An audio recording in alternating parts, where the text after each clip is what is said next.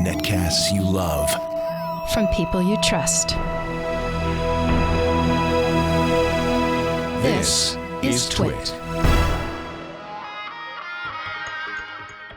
Hi, this is Leo Laporte, and this is my Tech Guy podcast. This show originally aired on the Premiere Network Saturday, November 10th, 2018. This is episode 1539. Enjoy. The Tech Guy podcast is brought to you by LastPass. Secure every password-protected entry point to your business. Join over 43,000 businesses and start managing and securing your company's passwords today. Learn more at lastpass.com/twit. And by Carbonite. From customer data to disaster recovery and backup, automatically protect everything in the cloud with Carbonite. To learn more, visit carbonite.com. And by Capterra. Find software solutions for your business needs. Capterra is a free website with over 600 categories of business software. Visit capterra.com/techguy right now and get your free copy of the Big Book of Free Software. Well, hey, how are you today? Good to see you. Leo Laporte here, the Tech Guy. It's now time to talk. Yet no more gardening, no more vitamins, no more, home improvement or exercise. This is the portion of the day we get to talk about computers, the internet, home theater, digital photography. We talk about smartphones. We talk about smart watches. You know what I'm talking about, all that jazz. My phone number is 8888-ASK-LEO, 888-827-5536. That's toll-free from anywhere in the U.S. or Canada. Outside that area, you can still get a hold of me using Skype Out or some other VoIP solution. 888-827-5536. I hold in my hands the future, my friends, the future of technology. Well, it sure feels like it anyway. I'm holding an iPad Pro, the 12.9-inch iPad Pro, the $2,000 not quite that expensive because you could get it up there. They have up to a terabyte of storage. I couldn't really afford to do that, so I merely got 256 gigs of storage, which is still pricey. I think that's $12.99. And then on top of it, magnetically attached, like a miracle of science, there's this Apple Pencil. That's $129. And then it's in a case because, of course, really it's supposed to be a laptop, right? It's in a case with a keyboard that's $200. $329 plus $12.99. $1,629. That's laptop prices, isn't it? And in many ways, I think the iPad Pro, whether you get the 11-inch or the 12.9, these are the new iPads, which everybody got this week. Everybody who bought one right away got this week. You saw all the reviews come out. In many ways, I think this surpasses a laptop in terms of sexy technology. I know that sounds nutty to call it sexy technology. But it is. It is. And in fact, in many ways, I would say this is far superior to a laptop computer. It's a beautiful screen. And Apple, in their usual kind of misguided attention to detail, even made the screen, the edges of the screen curved. I don't mean the physical device. I mean the screen itself has curved edges to match the straight edges, to match the curved edges of the physical box in a perfect symmetry and harmony of curves and flow and design. It's all design. And and I like that it's nice and thin. So thin, Apple said, so thin. How thin is it, Leo? So thin, you can't actually put a headphone jack on it. It would have to be fatter. Okay, well, no headphone jack, eh? No. And so thin that the camera even has a bump. Because the camera is fatter than the iPad, so it has a bump, like a couple of millimeters sticking right out, which means you can't lie it flat unless you spend $200 on the special bump cover case that also happens to be a keyboard. But really, is a bump cover case. And the screen itself is something they call liquid retina. Ooh, that sounds tasty. That sounds like liquid sugar. Liquid retina. I remember when Steve Jobs said, this screen is so beautiful you could lick it. I think that's taking a page from the book of Jobs. It's a liquid retina, and it's quite beautiful. True tone.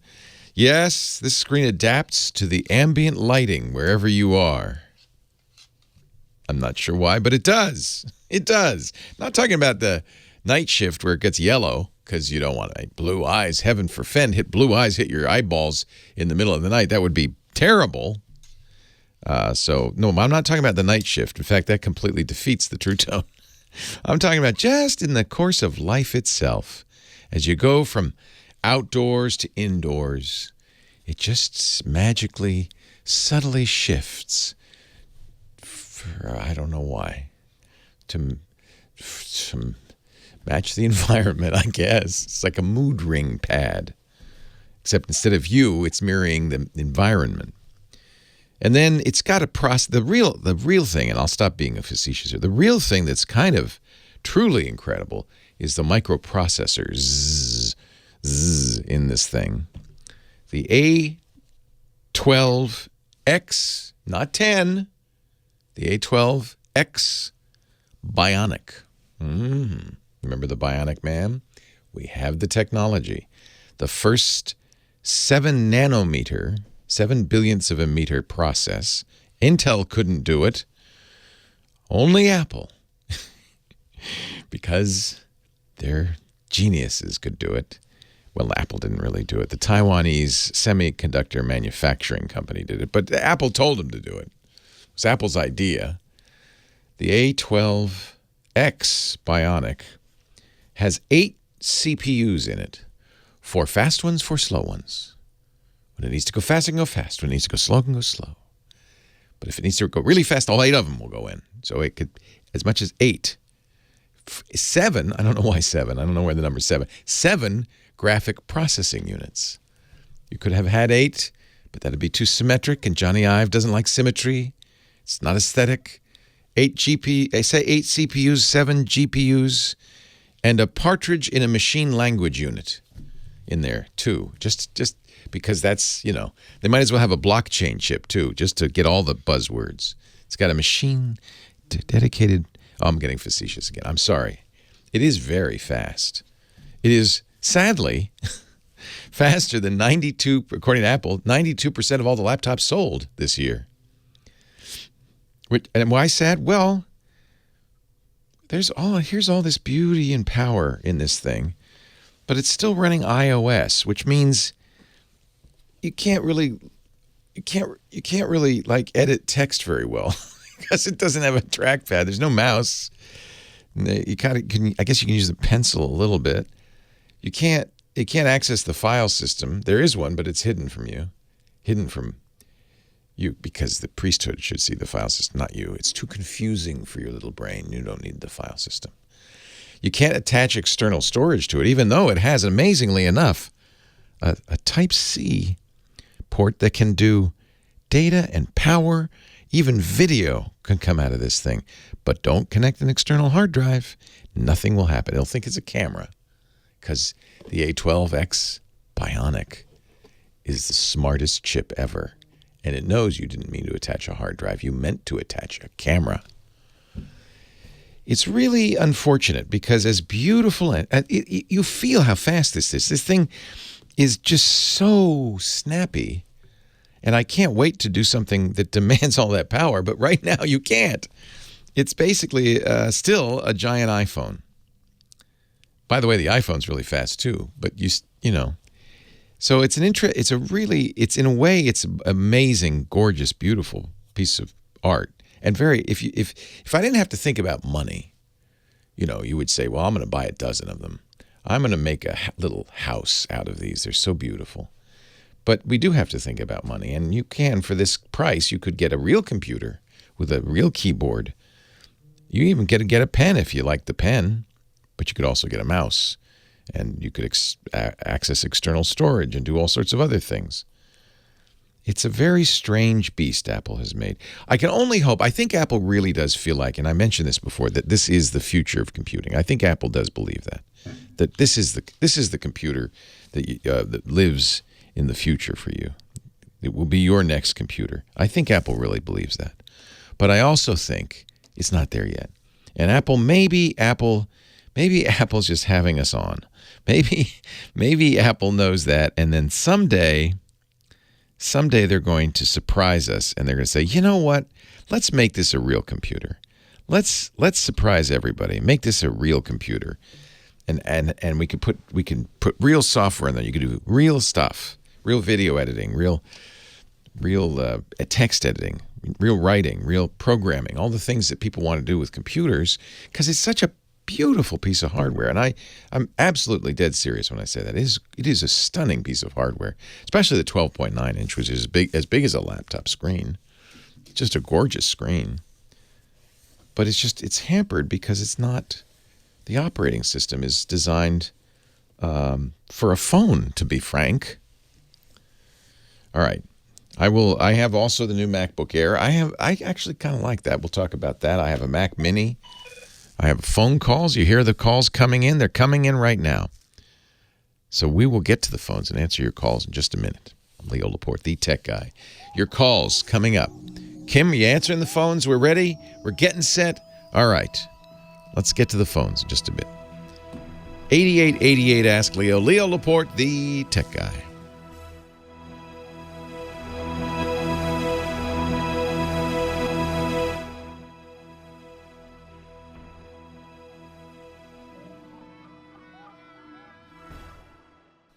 Leo Laporte, the tech guy. It's a windy day. Here she is, ladies and gentlemen, Kim Schaffer. I feel he's sending us a message with that song today. Oh, we're California dreaming. It's kind of been a really rough week. It is smoky all over the state of California. So smoky that people are saying stay inside. Yep.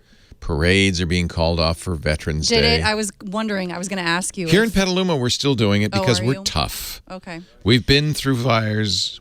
Yeah, well. But they are calling off a lot of stuff, and schools are closed. Schools are closed. Yeah. But you notice, not to flog our sponsor or anything.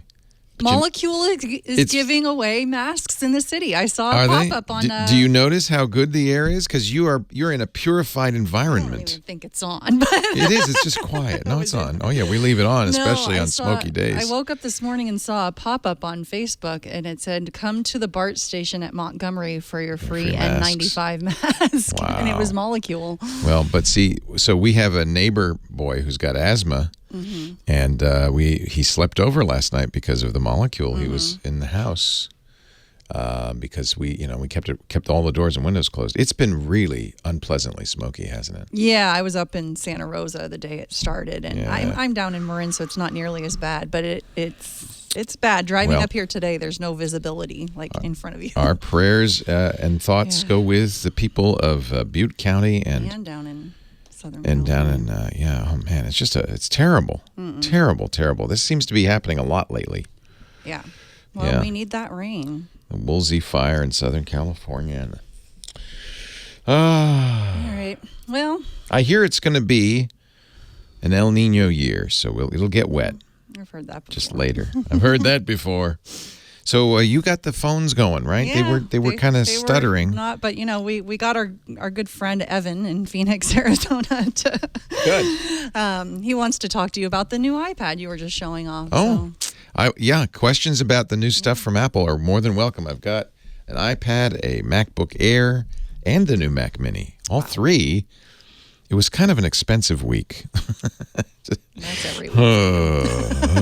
Thank you, Kim. You're welcome. Hello, Evan. Leo Laporte, the tech guy. Hi, Leo. How are you? I am well, Evan. How are things in Arizona? Smoke-free. My thoughts go out to everyone in California. Yeah, it's just terrible. Oh, it's terrible. I feel like at some point the whole state's just going to burn down. It seems like it's just let's hope that doesn't scary. It's scary. What can I do for you, Evan? So, first of all, kudos to the both of us You've done this before, but this is a first for me. Exactly a year ago, we were sitting there in the studio talking about the new iPhones we both had. It was a 10, and we both came to the conclusion that they would be doing the same sort of thing with the iPad. It took a year, but they did. So the user interface, yeah. Yeah, so now the one thing we didn't know until they released the iPad last week was that the face recognition would work in all orientations, because Apple said they couldn't get that done on the iPhone last year, the iPhone 10. But it does, man. In fact, it's kind of cool because it's easy to have your thumb over the camera. It's yes. So it'll say, get the thumb off the camera, well, something like that, and has a little bouncy arrow saying the camera's here, over here, let go. So that's cool, and it's very fast. The face recognition is very fast. What did you get that for now, Evan? Why did you buy the new iPad Pro? It's kind of my go-to device most of the time.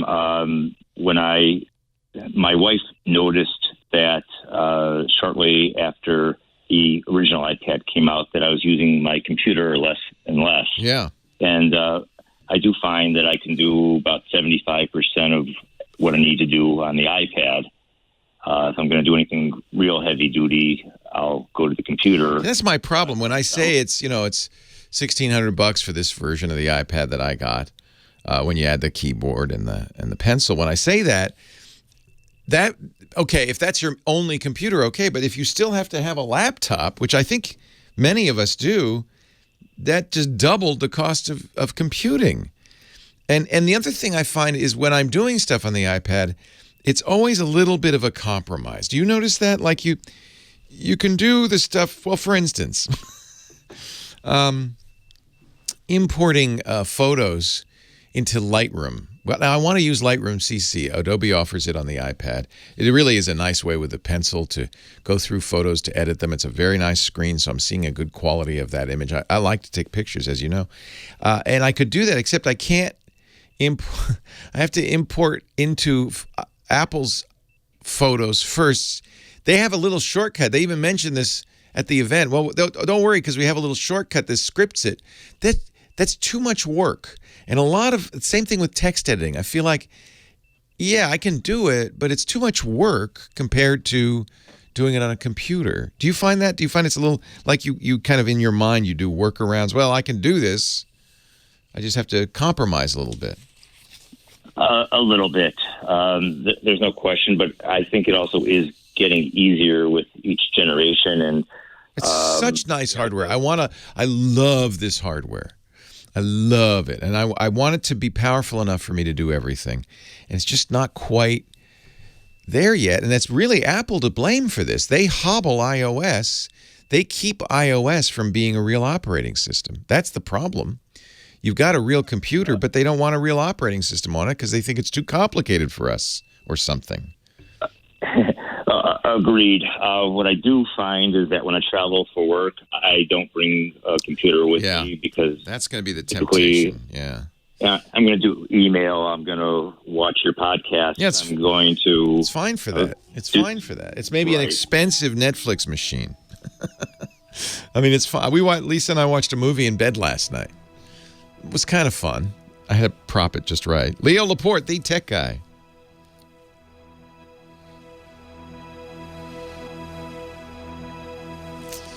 But you love it, Evan. You're glad you got it? I am. My wife is definitely noticing the price increases, though, and it is getting expensive between the phone and the iPad and the Apple Watch every year. So what do you think? You like it? Yeah, Sean was playing with Procreate. See, I can't. Oh, hey, Sean, you are an artist. Look at that. That is truly. I should show everybody what Sean did. This is truly truly gorgeous. Where was it? Oh, is that it? No, it keeps disappearing every time I open it. This is disappointing. Oh, that's nice. Very pretty. Well, yeah, but you need a little tree here. Yeah, let's do a little. Oh, you got to do it with a pencil, so then you can pick the color. Hey, Leo, quick question. Sure. So what about USB-C cables? If you're discharging it, does it matter? What do you mean discharging it? Discharging the there's that, there were those really bad USB-C cables that were damaging devices. Well, yeah, don't get those. Yeah, right. yeah, don't get. Yeah, definitely. You definitely want those. Yeah. I bought 2 of the Anchors. Anchor's fine. Yeah. I bought. Yeah. Yeah, and of course the cable it comes with is good. Anchor's fine. Yeah, a little short. Yeah.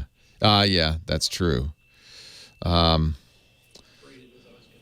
So, yeah, I'd be careful because you can charge your phone with it. So I would make sure. What was this? This is part of your bit, and the screensaver says you're gonna need some. You're gonna need some dongles.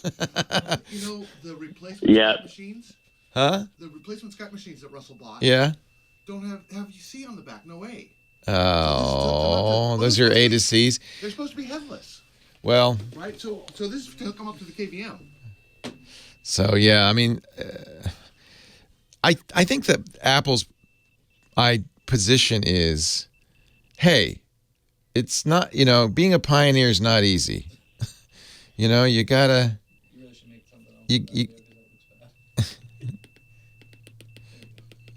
And yet they're falling behind a little bit, I think, in the camera. It's a great camera, but from what I've seen, the Pixel does have a beat. Oh yeah, this isn't this, but you don't buy this for the camera, do you? Oh, you're talking about the iPhone. No, not that. Yeah, the iPhone. I mean, I spent $1,800 on this because I got 512 gigs of storage because I want to keep everything on device. And same with the phone. So you really want the best when you're paying for the best. Yeah, I'm starting to think that we are sheeple. My wife tells me that almost every day. We are sheeple, and I find it hard to disagree. Evan, I got to run. Thank you. It's good to hear from you. We'll see you soon. All right, take care, bud. Bye. You're giving Bob Ross a run for his money. Hey, Scott. Hey, Leo. Just puffy little clouds, right? We got puffy, happy little trees. And puffy little clouds. Why, you're an artist. I'm an artist. I'm an artist. How come all of the stuff that the gallery came with disappeared, though? It disappears. There's only a few. They're all gone now. Every time Oh, you're right. Yeah. they're disappearing. What? Yeah, that's weird. Maybe I have to import. Oh, you see, wait a minute. I can do this. Then I can draw puffy little clouds here. Hey, the funky Scott Wilkinson, home theater geek, is here. Hello, funky Scott Wilkinson, the home theater geek. Bump to bump. Bump to bump. How's tricks in the home theater biz? Oh, doing good. Good. I wanted to report on a reader or a listener who called in or wrote an email in, and I answered, and he came up with another solution that I hadn't thought of, which I wanted to share with everybody. A solution to what? Well, do we have a problem? He has an old Sony stereo receiver and a pair of Sansui speakers. Remember Sansui speakers? Sansui. And he wanted to be able to stream from his Synology NAS, network attached storage device, to which he is ripping CDs. So basically it's when worlds collide. Exactly. He's got analog speakers and a digital heart.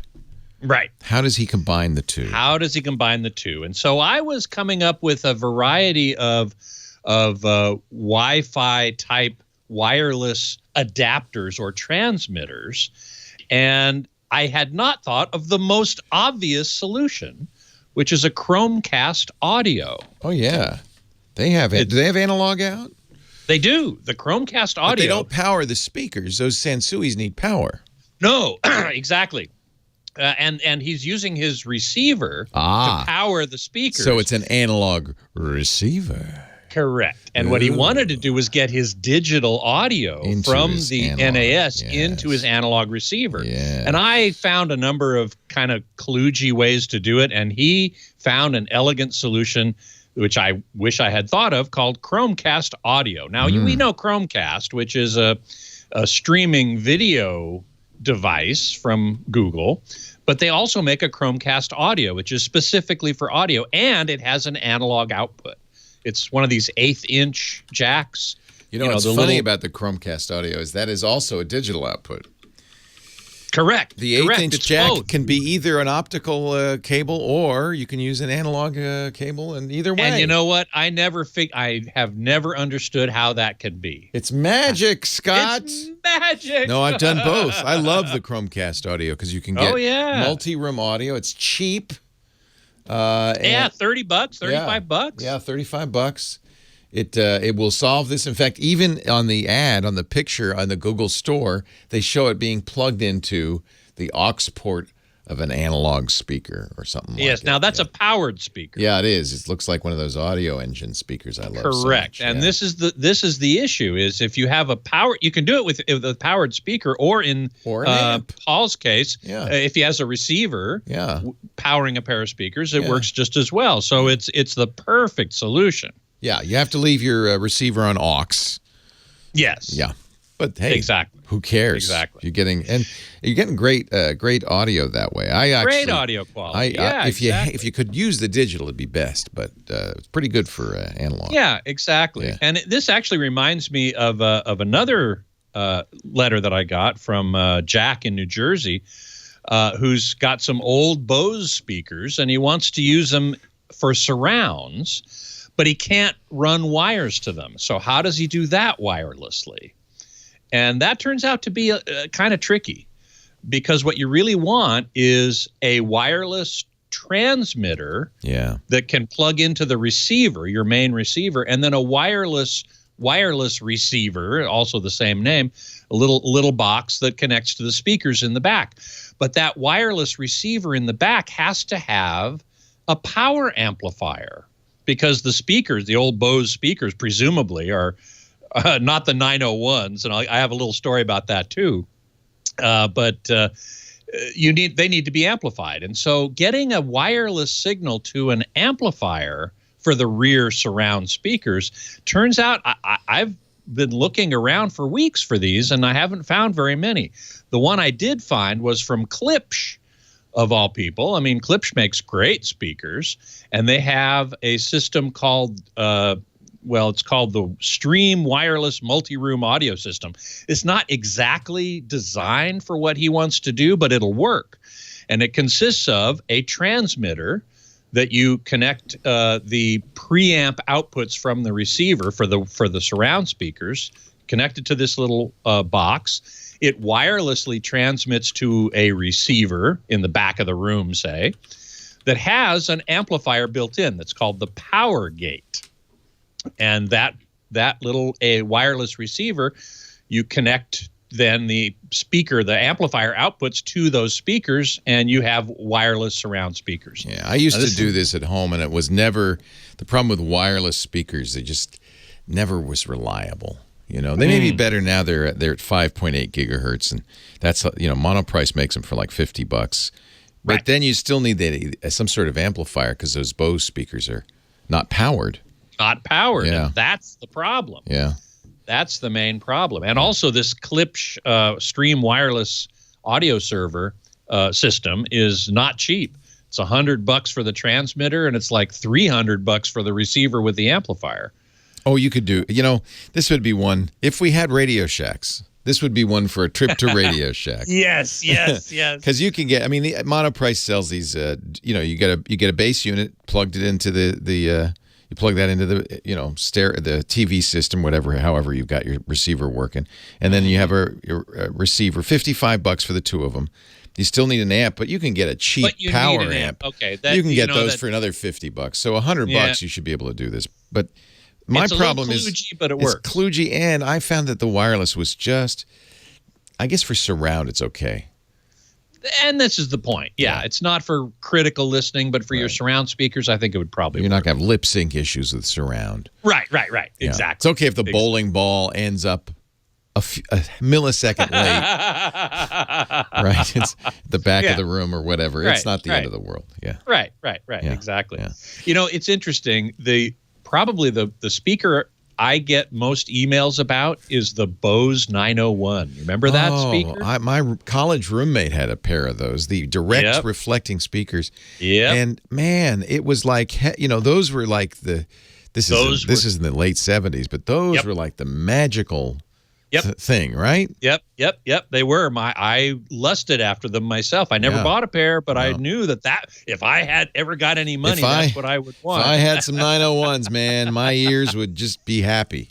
Now, you know what the weird thing about those is, though? Probably get them cheap today, right? Can you? Well, not necessarily. Because audiophiles, I think, still value them. I mean, Bose is not that well respected, generally speaking. But the there's 901, the saying the audiophiles have. You've heard it. No highs, no lows, got to be Bose. Yep. And in fact, that's the point here. The Bose 901s required an equalizer. They came with an equalizer. Oh, I remember that, yeah. And you had to plug it into what's called the tape loop, which hardly exists anymore in AV receivers. Basically, it routes the signal out of the receiver through this equalizer and then back into the receiver so it can be amplified. It was required of these speakers. They don't work without that equalization. Now, I would guess in the intervening 50 years that digital technology has allowed people to make better sounding speakers. Yes. Yes.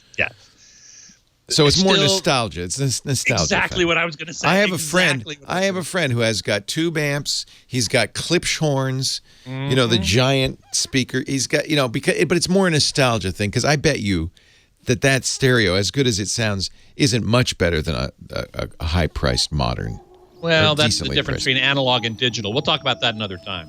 Scott Wilkinson, Home Theater Geek. More of your calls coming up. Leo Laporte, the tech guy. I kind of like the Bose sound. It's a little tubby, but I don't mind it. And all again, it gets equalized. Right. I shall give you the con, my friend. I thank you so very much. John in Florida had a Comp USA in Florida till about a year ago. Radio Shack, man, I miss Radio Shack. Chumley, $500 for the Power Gate. I've seen it for less than that. That's the power amp side of this. And Eric Duckman just sent something from Monoprice. Let's check out what that is. 50-watt stereo hybrid amplifier. Oh my God, tube amp. Yeah, that's what I want, a tube amp for my surround speakers. And this gets to the point that Leo and I almost got to there and didn't. Maybe we'll do it next week. The difference between analog and digital audio. There are those who really swear by the sound of tube amps, which are certainly analog. There are those, obviously, who swear by the quality of vinyl, which is an analog audio source. I've even seen at audiophile shows some people still use reel-to-reel tape decks. And, okay, the question is, does it sound better? Well, and the answer is, does it sound better to you? That depends. I myself prefer the cleanliness of digital. And there are going to be audiophiles who complain about that. And, it doesn't sound rich. It doesn't sound organic. It doesn't sound authentic or whatever.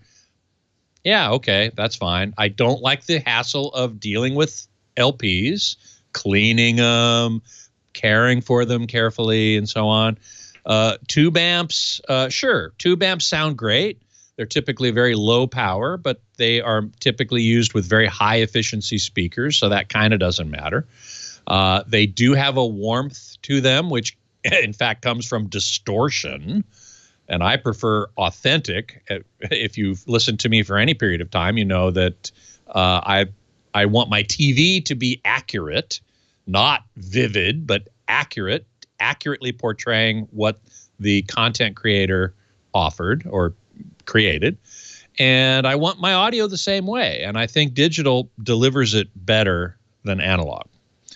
Now, analog tubes, anyway, certainly can sound good, and that we get into the whole human factors thing. But that is how I feel about that. Mike B is asking, any recommendations for a 43-inch 4K TV? Wow. 43 inches for 4K is pretty small, but there probably are some out there. I don't normally deal with TVs that small, and you might think, wait, 43 inches is small? Well, it kind of is, especially at 4K, because I had such a fight with my mom. Oh, really? Because I got her a 55-inch TV. She says, too big. I said, no, Mom, how far away are you? Well, I'm about, I don't remember what it was, 10 feet. 10 feet. It's too big. I said, Mom. Nope. I ended up sending her a 43-inch. And so, really? Yeah, we gave the 55 to my sister. Said, have Eva come over, get the big one. She can have that. Now, had your mom spent any time with it? No. I mean, she didn't even take it out of the box. Too big. Okay. All right. Well, I find that when people say too big, if they get a chance to sit with it for any length of time. I said all of that. I said, Mom, it's the new age. It's not like your old Sony. It's not. No, too big. 43. She's very happy. So, hey, you know what? Okay, well, then the TCL 6 Series 43-inch. That's what I got her. That would be the TV. That's exactly what I got her. And she's very happy. It's got Roku built in and all that. Mm-hmm. Stick around to the top. Yeah, sure. All right. Leo Laporte, the tech guy. I'm bad to the bone. 8888. Ask Leo the phone number. Carmine, Chicago, Illinois. Hello, Carmine. Hello. Hey, come on over. Join the fun. What can I do for you? I have an HP Spectre 360 laptop, a new one. Isn't it nice? I love it. Oh, man, they're so thin. I really think HP's knocking it out of the park. The only issue that I'm having is I have the One World Computing Thunderbolt 3 dock. Oh. And for whatever reason, everything works great through it except for it won't power the laptop. Yeah. So I thought HP had stopped doing this. Because I had the same Spectre, but I had the one when it first came out. It's a beautiful laptop. But you couldn't, even though it was a Type-C power, you had to use the HP adapter. And so, and HP said, well, we just don't want people. They had some lame excuse. Now, Paul Thurrott told me that they've stopped, you said you have this year's. Yeah. He said they stopped doing that. But try, are you using the HP adapter going into the other world computing thing? The dongle? No, I just plugged it directly from the output port into my computer. Yeah. So if you can pass through from the HP, that might work. I don't know if the HP has to physically be attached to that port, or I think it probably doesn't, but you might check. I don't know how they're doing it. They're probably saying, they're actually, because it's a data port as well as a power port, they're probably communicating it with it and saying, are you real? Are you authentic? Are you a real HP device? Which is silly. There were two negatives on the one I got. Yours has touchscreen now, right? Yeah. Yeah, the one I had didn't have touch. That was bad. But, boy, it was copper. Did you get the silver one or the copper one? Copper one. Isn't it gorgeous? It's just beautiful. Now they have one that's made of leather. I saw that one, but it only had 8. I saw that one on your show, but as far as I understood, it only had 8 gigs of RAM. Yeah, and it's leather. Yeah. I don't know. A leather laptop might draw unwanted attention. I don't know. It seems it's like a football. They say it's recycled leather, right? No. They had some funny thing like those. They said, "Oh, I know what they said. Those cows were dead anyway." Like people are objecting because it's got leather. Oh no, those cows are going to be eaten anyway, so it's okay. Like that makes it all right. I don't know how that makes it all right, but anyway, if you like leather, I think HP's doing great stuff. They're very thin. They're nice, but maybe they're still requiring an HP power dongle. I would try it with the HP power dongle. Okay, so just use that adapter and the other thing. Yeah, the other thing is. So, are you saying the OWC device has its own power? Yeah. It's not pass through. It's not Type C in and Type C out. No, it's pass through. It's pass through, and it has its own dedicated power. The other thing is make sure it has enough power, because a lot of laptops, this is the problem with these Type C connectors. You can look at it, but it doesn't tell you anything about what it can do. So Type C can go up to 100 watts. That HP may need 75, 80. I don't know what it needs to charge. So look, that's the other thing to look at is how many watts of power are coming out of that. It may not be out of the OWC. Yeah. Oh, okay. It may not be enough. They may be thinking it's just a data connector. That's the other problem is you got to have the right cable too. You have to have a cable that does data and power. So okay, so that might be. It's all very confusing. Type C is just a connector. You have to look at what the specs are on the other end. Typically now in a modern computer, because the Intel chipsets support it, you'll get Thunderbolt 3 data. In the old days, it would be USB 3.1, but nowadays, usually Thunderbolt data. You may also get video out, which is great. You can power a monitor with it. That OWC dock. By the way, that's intended for Macs, I think, not Windows machines, right? Right. Yeah. So that might be another problem. I don't know how that would affect things, but it might. So video, power up to 100 watts, and data.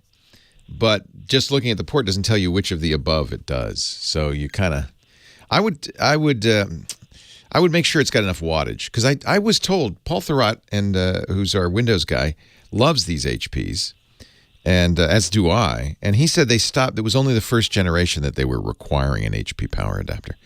He asked him. Okay. They said, "Well, we want to protect the integrity of the blah blah blah blah blah blah." They want me to spend $75. That's what they want.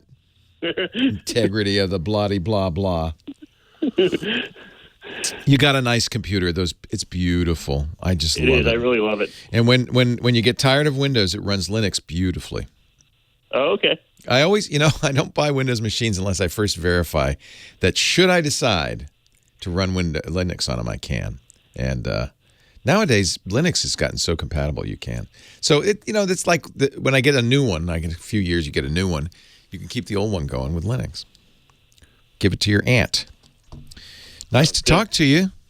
All right. Thanks, Leon. Thanks, Carmine. See ya. You have a good day. You too. Go Bears. Teresa, Los Angeles, Leo Laporte, the tech guy. Hi, Teresa. Hi, Leo. Thank you for taking my call. Thank you for calling. You're welcome. I have a Samsung 55-inch TV that went out of the blue a few months ago. Oh, nuts. I've only had it for 7 years. And so I called Samsung, and they recommended that I take it to one of their, certified repair facilities. And I did that. Yeah. And was told that it was kaput. Able to be fixed. It's kaput. It was kaput. Exactly. Das Maschine ist kaput. So that's too bad. Did they say what was kaput? They gave me a part number and said it was something to do with the LED lighting. Oh, yeah, with the backlight goes out. Hey, you know who's still here?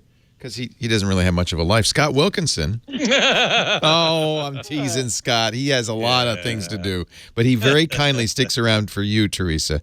So, great. Yeah, so it's kaput. It sounds like the backlight went out. Those flat panels are not very easy to repair, are they?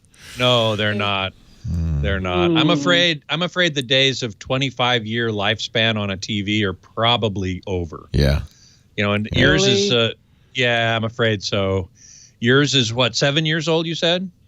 It's 7 years old. It's 7 years old. Here's the good news. The price of a new one that will even look a lot better is probably half or less, right, Scott? I mean, the prices have fallen dramatically. Falling dramatically. Yeah. Those TVs, those TCL TVs we were talking about, a few $100. So how big? I'm sorry, what was the size? 55. 55. Okay, that's a good size. 55. And I would say it's not worth fixing. Put that money towards a new TV, definitely. Okay. Because you'll get 4K, you'll get HDR, high dynamic range. It's a much better picture now than it was 7 years ago. Yeah, and lots less money. Yeah. Any recommendations?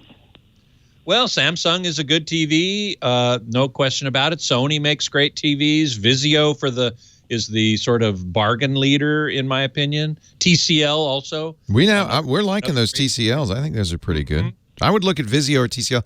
Go to your big bucks store, Teresa, because you can get some pretty good deals. You can look at it. Remember that when you're looking at it in a showroom, it's really not the best way to view a TV. Read the reviews. Yes, and that's more to the point. Yeah, you can't tell how good or bad it's going to look in the showroom because of the lighting there, and they turn them up. Let me ask you this, Teresa: do you have? Is it in the living room? Do you have like a lot of light on when you're watching TV? It was in the living room, but not a lot of light. It's kind of dim in there. It was kind of dim. Oh, well, good. Very bright. And you don't need a super bright TV. Lots of good choices out there for lots of good much choices. Less, Teresa. And you can give that one to Goodwill or somebody, and some kid will learn how to repair TVs on it or something like that. Our show today brought to you by, thank you, Scott. Nice to have you around. Leo Laporte, the tech guy. More calls still to come. You stay right here.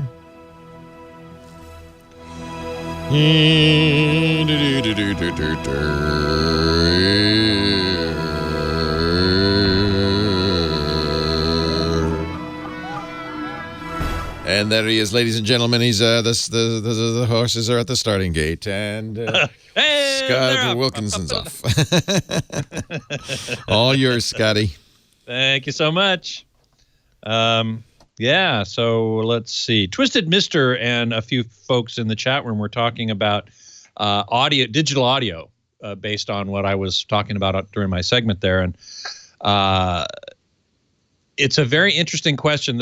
The thing they're talking about is the bit depth. So digital audio at 16 bits versus 24 bits, which is often called high resolution audio.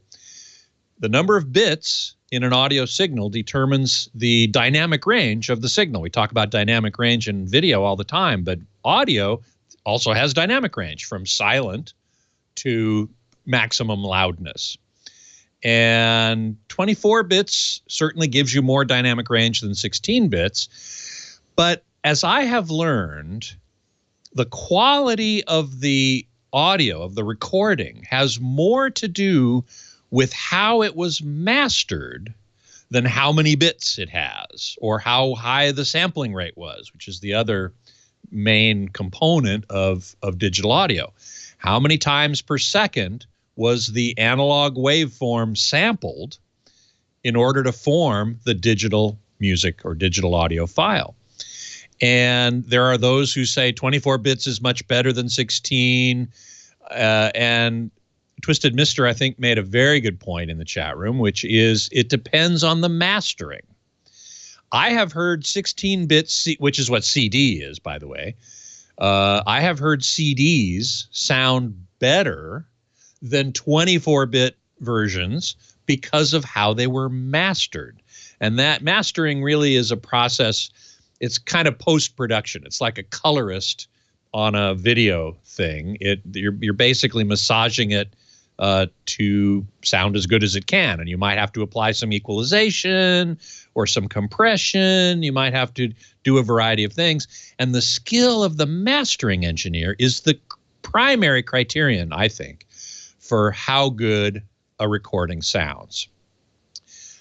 Twisted Mister also pointed out that he bought a CD of some group and it didn't sound very good. He downloaded the 24-bit version from HD Tracks and it sounded much better, because it had been remastered, not because it was 24 bits.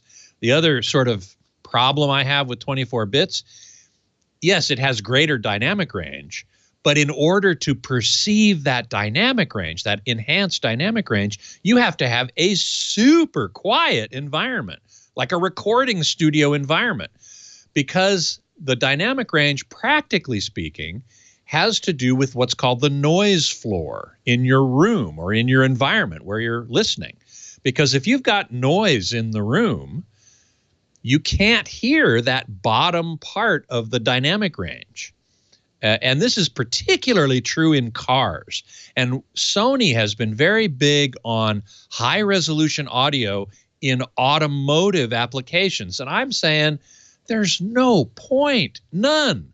I mean, even if you get a super high-end car like a a Bentley or a Rolls or something like that is indeed very quiet inside the car while you're driving, it's nowhere near recording studio quiet.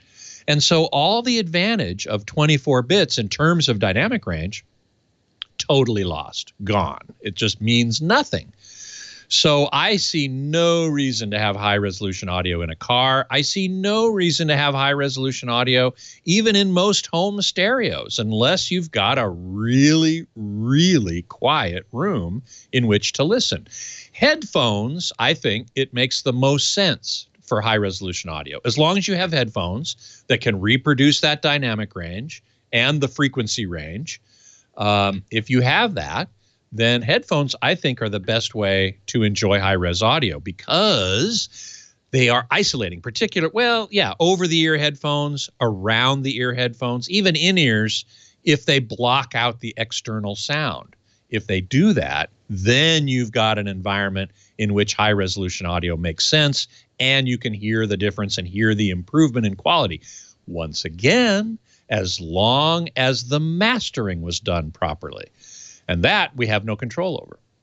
That was the mastering engineer. So presumably a good mastering engineer would create a good recording, whether or not it was 16 bits or 24 bits. So that is my screed on that. Lawn Dog bringing up the subject of lifespan of TVs. It's sad. I remember my grandparents' console TV, that probably lasted them 25 years. No more, I'm afraid. Also, earlier in the chat room, we were talking about Panasonic OLED TVs and how they are not sold in the U.S. Panasonic has left the U.S. TV market some years ago, and they have not yet come back. But they are selling OLED TVs in Europe, Asia, and I just learned today, Canada as well. And they're very highly regarded. I mean, there's a flat panel shootout that happens in England every year, put on by hdtvtest.com, I think is the website. Vincent Teo is the editor there, and he puts on a really nice flat panel shootout, kind of like the one that they do at Value Electronics in New York, but it's in England. And it's for European models. And they always have the Panasonic OLED in there, and it usually wins.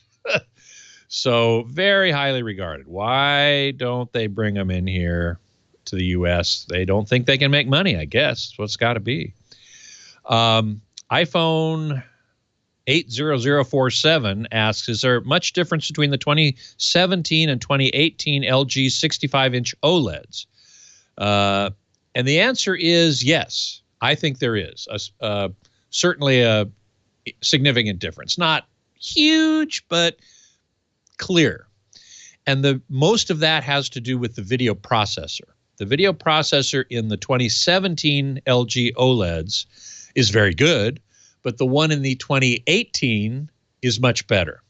And so you get less banding, you get less other artifacts, fewer of other types of artifacts. And it really is a better picture. So the 2018s, if you can afford them, they're obviously more expensive because they're the current line. But if you can afford them, they are better. Now, I will say that's the C8 and up. They have several lines of OLEDs, C8, E8, G8, and W8. There's also a B8, which is their bargain basement OLED. That one does not have the upgraded processor. That one has last year's processor, which, again, isn't bad. I'm not saying it's bad, but the new one is much better. So, if you can afford a C8 or above, that's what I recommend. The B8 for the bargain-oriented is fine. And if that's where you want to go, I would have no trouble with that. I tend to stick with the C48s for all of my laundry needs. Thank you. Thank you, Scott Wilkinson. Have a wonderful weekend, and I will see you next week. See you next week. Bye-bye. Thanks. Well, hey, how are you today? Leo Laporte here, the tech guy. Time to talk computers, the internet, home theater, digital photography. We got smartphones. We got smartwatches. We got all that jazz. We got the new MacBook Air. 8888 Ask Leo. That's the phone number. 888-827-5536. Last hour, I talked about the new iPad. I got the big one. And I have to say, I love it. It's gorgeous. It's a work of art. It just, it's a little frustrating because I want to do more with it.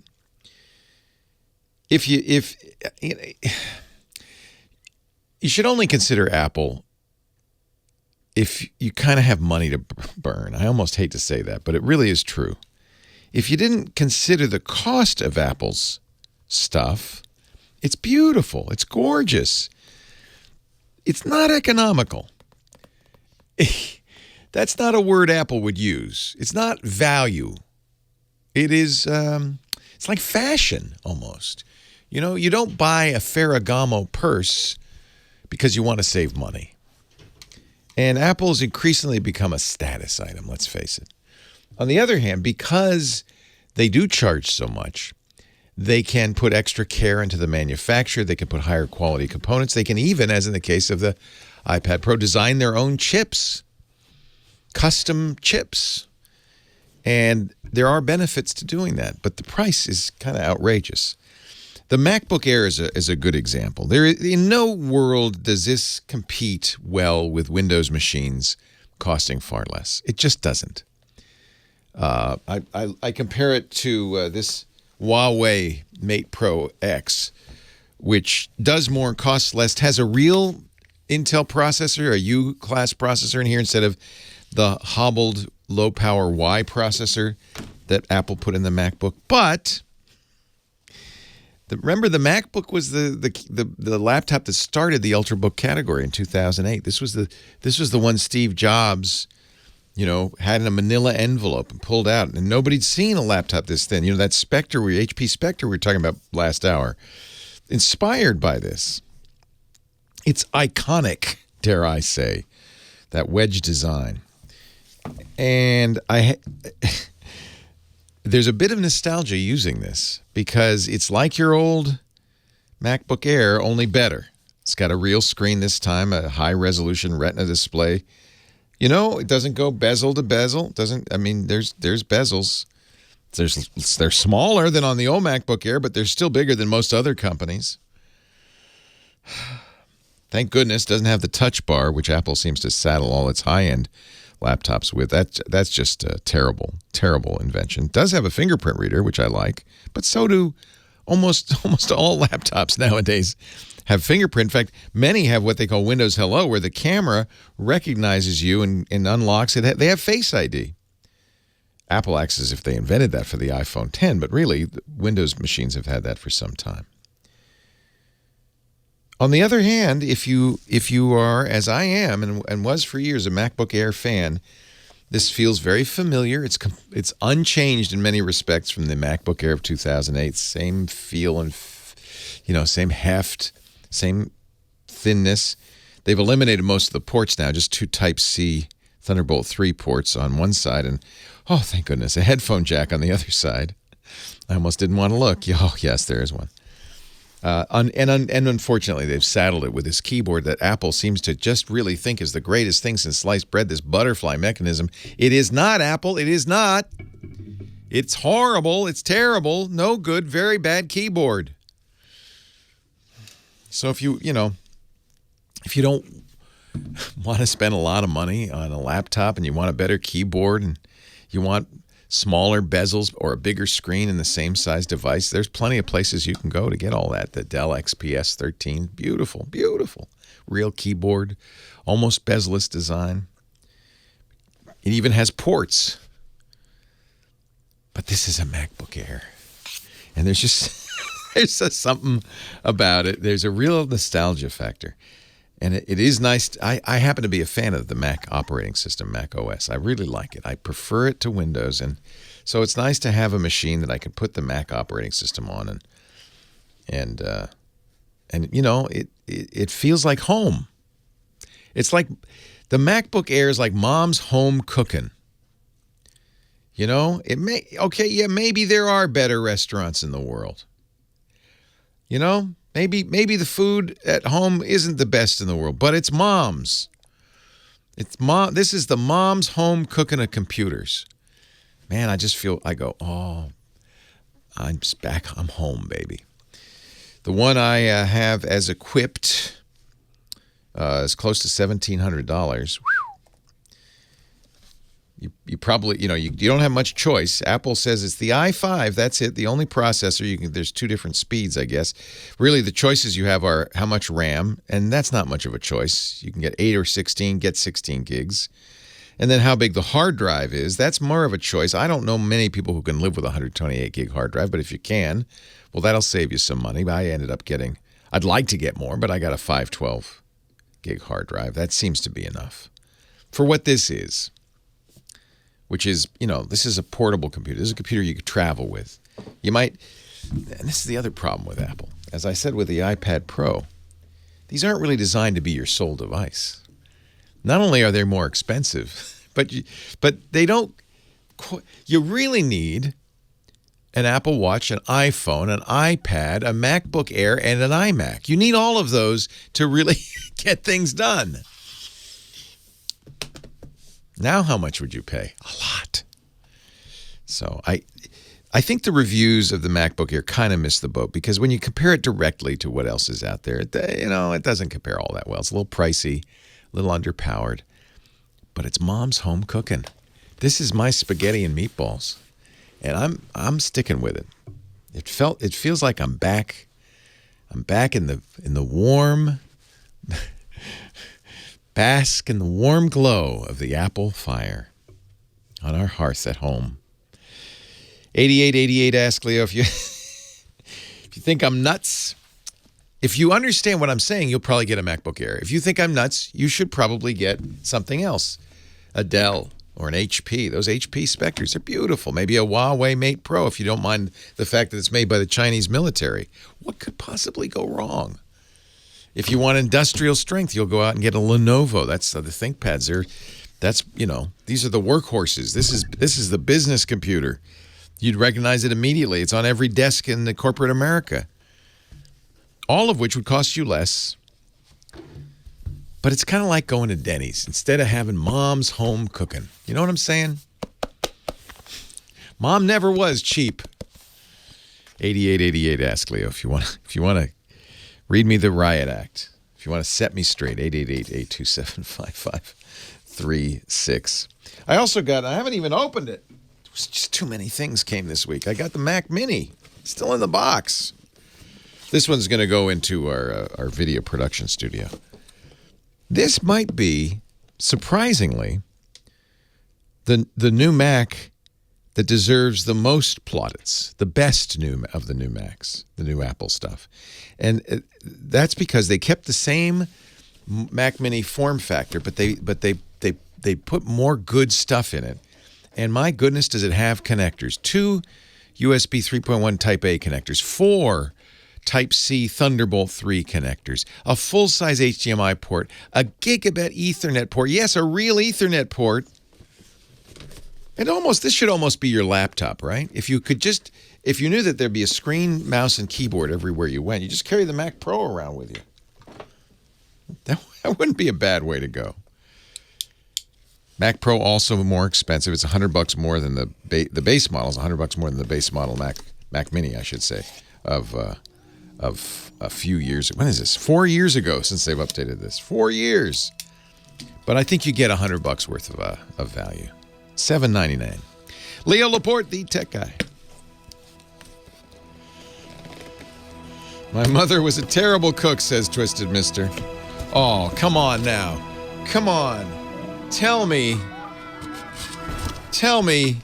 this isn't Gorgioso. Look at this. Look at this. Look at this. Ooh.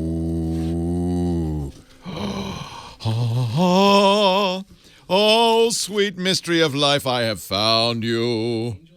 Angels are singing. Oh.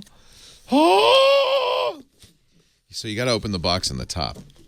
That's why I kept it in the box. Let me talk about our sponsor, LastPass. I think this is actually I'm on a mission to get every single person watching and listening to use LastPass. I do. I have for 10 years. You're doing it? Good man, Sean. Sure, of course you have, because you're smart. You know, first of all, you can't use the same password everywhere. That's dopey. One place gets hacked and they've got access to everything, right? That's dopey. You shouldn't be using easy-to-remember passwords. Those are easy to guess. Easy to brute force. That's the technique hackers use. So if you're using your kid's name and birthday or your dog's name, see, that they can guess that. Their computers, they can try millions of passwords a second and they can break through that easily. What you need is long, completely random combinations of letters, numbers, and punctuation. But you can't remember that, right? Right. Hard to remember means hard to crack. Keep that in mind. That's why you need a password vault. Something to remember the password. Something to generate long, totally random passwords and then keep track of them. All you have to remember is the last password, the one password to unlock your vault. Your vault's encrypted. It's safe. No one can read it, not even LastPass. Only you can read it. LastPass vaults are only decrypted on the device, and it works one of the reasons I use LastPass, Windows, Linux, Macintosh, Android, iOS, everywhere you are.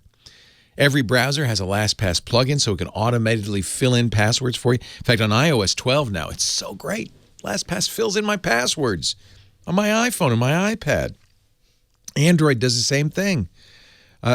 Now, here's the really important message. If you're a business, you really want to use LastPass, and you want your employees to use LastPass because, after all, you're giving them the keys to the kingdom. You're giving them the bank password, the website password, the database password. They have access to the crown jewels of the business. And we know that a majority of employees, I've seen the surveys, share passwords, not just with other employees, with friends and family. You got to be controlling this. That's what LastPass Enterprise does. We've been using it for years, and it is great. We believe so much in LastPass at Twit that we give every employee a LastPass personal account. We use LastPass Enterprise. You can create groups. You have total control of who has access. You can revoke access. You can actually give people access to a site without giving them the password. It'll fill it in, but they won't know what it is. And on and on and on. LastPass is awesome. There's LastPass Premium for personal use, LastPass Families for your entire family. By the way, that's great because I can share, bank account and other passwords with my wife. It's very easy. We have a family folder. Just put the passwords in there. They're automatically shared. There's LastPass Teams if you have a small company, 50 or fewer. And then what we use, LastPass Enterprise for big enterprises. We require second factor authentication. The LastPass Authenticator is awesome. It just pops. There's not that fiddly 6-digit number, right? Just pops up a notification on your phone. Said, you're trying to log into the bank? Yeah. Okay. Approved. Simple. More than 16 million people trust LastPass. It's the #1 most preferred password manager.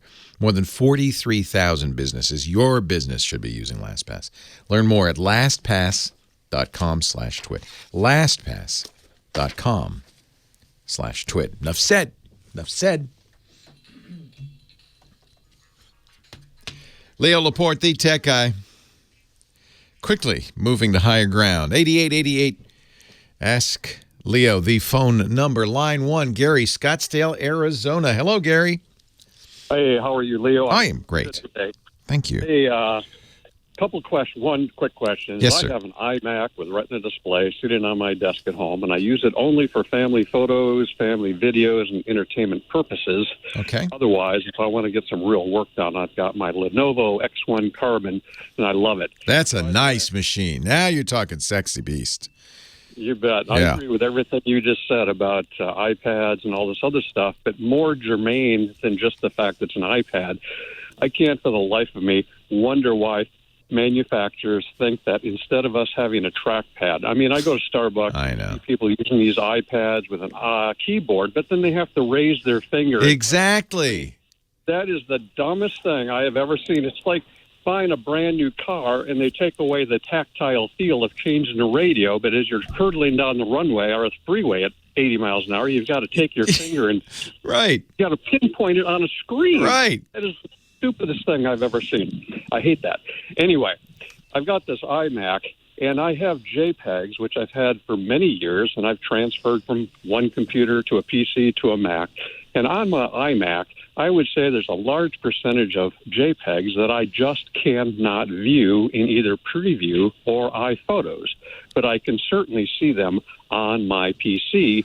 And if I view them using Picasa, the old Picasa, on my iMac, I can see them then, but I cannot see them with the iPhotos. That is interesting because the JPEGs should be JPEG. This is the compressed photo format that pretty much everybody uses. Apple has moved on to this new high-efficiency image codec, Hike or Hife or whatever it's called. But,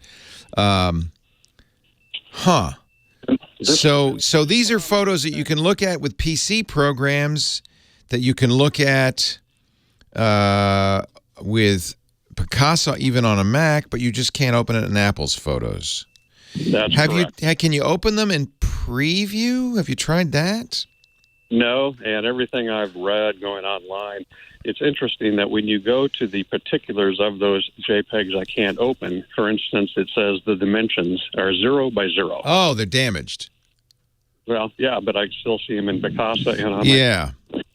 So, okay. So, yeah, obviously it's not 0 by 0.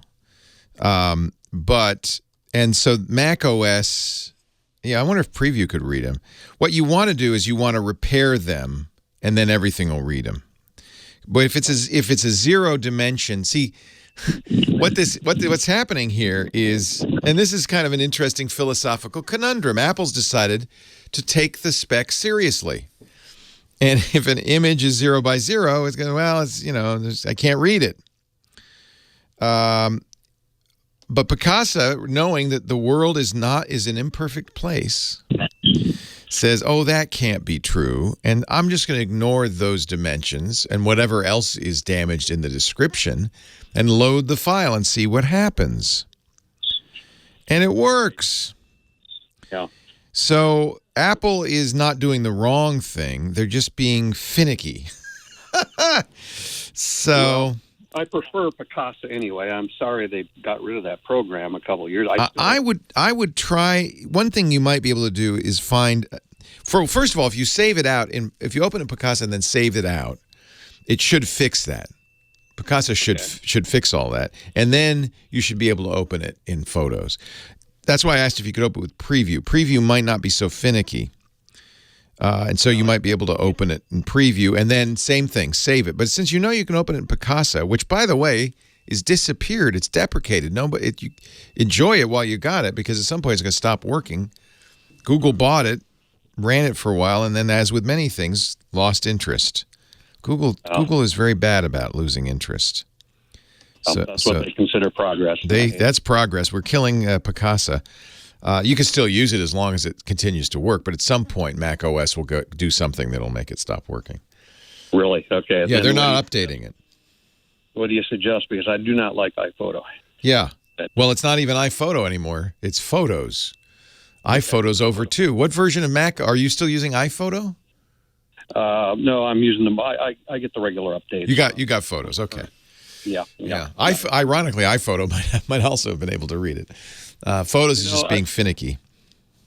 Another related question is, it's very interesting to me that when I have the latest, greatest, like Carbon, X1 Carbon, and I have it sitting on my desk next to an iMac screen, it makes my X1 Carbon look like a dull, dirty dish rag. It's just not very bright. Yeah. My friend even shows up with his Microsoft Surface and puts it next to my X1 Carbon, and wow, I've got to put on sunglasses. So I wish I could get a PC monitor that has many nits or as brightness as the Mac does, but those are like, what, $2,000? Yeah, that's why that iMac is expensive. It's a really good monitor. You've tried turning up the brightness on your Carbon, right? Oh, yes. Yeah. Yeah. I even have a brand new Dell 27-inch HDR 4K monitor. Well, that must be pretty good. Is that bright? Not nearly as bright. Still looks like a dirty dish rag next to the iMac. Yeah. Well, now this is an ironic thing, because people who are experts in this stuff say we all run our monitors too bright. And it's what you're used to, right? In fact, when you go into a TV showroom, they have everything turned up all the way because people like bright. But honestly, a photographer will say, "Oh no, you're blowing your screen out. You should have it at a lower brightness." So it may be, in fact, that those PC monitors, the dirty dish rag monitors, are being more accurate. Although Apple's famous for accuracy, you just have it turned up all the way. It's because of that I'm going to be forced to stay with iMac because I like the brighter screens. I have this conundrum where I can't. Apple stopped making monitors, ironically, although they have said that they will make a new monitor next year to pair with the new Mac Pro. So Apple may get back in the monitor business, the external monitor business, and that might be good news for you. Hey, real quickly, you remind me of a family memory-making experience in which you made me a hero back around 2003. Really? When I took my family, and we always have these little memory-making experiences. How nice. And my son and I, living in Wisconsin at the time, were visiting San Francisco, and he was 14 years old, and we were big fans of screensavers. And I said, you know what? I'm standing in the lobby of my hotel there in San Francisco. On a whim, I called the studio thinking, oh, no, we're not filming today or this and that. But a nice lady says, hey, I'd like to bring my son over. She says, great. What time can you be here? Can you be here in an hour? We'll get you front row seat. Oh. We came in, and during that time, you would always select 4 or 5 people to sit off to the side and play video games. Yeah. And throughout the whole program, I think it was Cat at the time. Cat. He got to be in the LAN party? He got to be that, and during the whole filming, Kat and the other female at the time, they kind of flirted with my son. Oh, my. Kat and Morgan were flirting with him, huh? Oh, yeah. Or maybe it was Megan. Oh, man. That boy was in heaven. He was. When he got back to Wisconsin, all the kids at his high school thought he was a hero. It made me a hero. It's a pleasure to talk to you again, Gary. Thank you for visiting us way back when. Leo Laporte, the tech guy. Of course, your son now is 29. That was 15 years ago.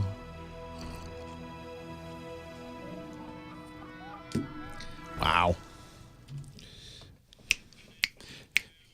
He's been everywhere, man. He's breathing the mountain air. He's living down by the ocean. How's the air down there? Johnny Jets. You okay? Not great. It smells like smoke. You can see the fires in Malibu from Manhattan Beach. And it's just been a rough week down here. What does your shirt say? I am mighty outpost?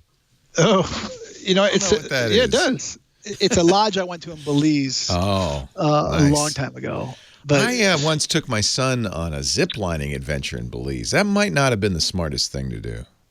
We didn't die. Is it? Well, you know how it is. They invented ziplining in Costa Rica. Yeah. And maybe it's safer in Costa Rica.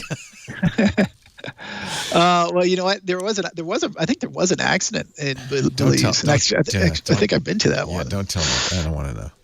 We survived, but I'm glad. I feel like we dodged a bullet. So Johnny Jett joins us each week to talk about traveling. He's a travel guru, a travel expert, travel like a rock star using technology. What do you got for us this week, John? So, you know what? Since it has been such a hectic week and stressful week down in here in Southern California, I got an app that help people sleep better on the road and bring calm into your life. I need that. You've probably heard of it. It's actually a very popular app, but I just read about it in a travel magazine, Headspace. Oh, they're a sponsor. You can know about them. Andy Puttycomb and I are like this. Well, there you go. So I love Headspace. I actually gave it to my daughter. Gave her a year's subscription. So it's on Apple and Google. It's like $4.99. She can do it on her Google Home device, their Google Assistant. She gets a little meditation. It's awesome. The ratings are outrageous. Yeah. In the Apple Store, over 385,000 people rated it a 4.9. It's because Andy has this nice English accent. I love Headspace. Okay, so how often do you listen to it?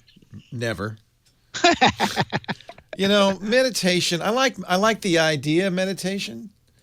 I just never. Yeah, well, they actually got Emma Watson is quoted on their homepage saying lots of famous people. The famous actress. She said, "What does she write? I have it somewhere, but she has a quote. Ever since I met Andy Puttycomb, My life has been 100. You want to hear a little bit of Andy? Sure, I would love to. Here's what Andy sounds like. So sitting comfortably, just taking a big, deep breath. Dig deep. In through the nose. Let's do it together. Out through the mouth. As you Don't do breathe if you're in, driving. Keep your eyes noticing open. How the body expands. Yeah. As you breathe out. That's Andy. Andy Puttycombe. And Emma's quote is, "It's an app that teaches you how to meditate. It's kind of genius."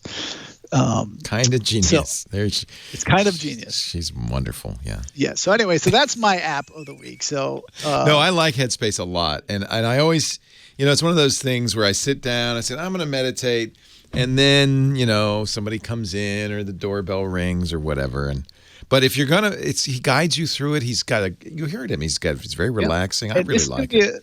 Next week's a very hectic travel week with Thanksgiving coming up.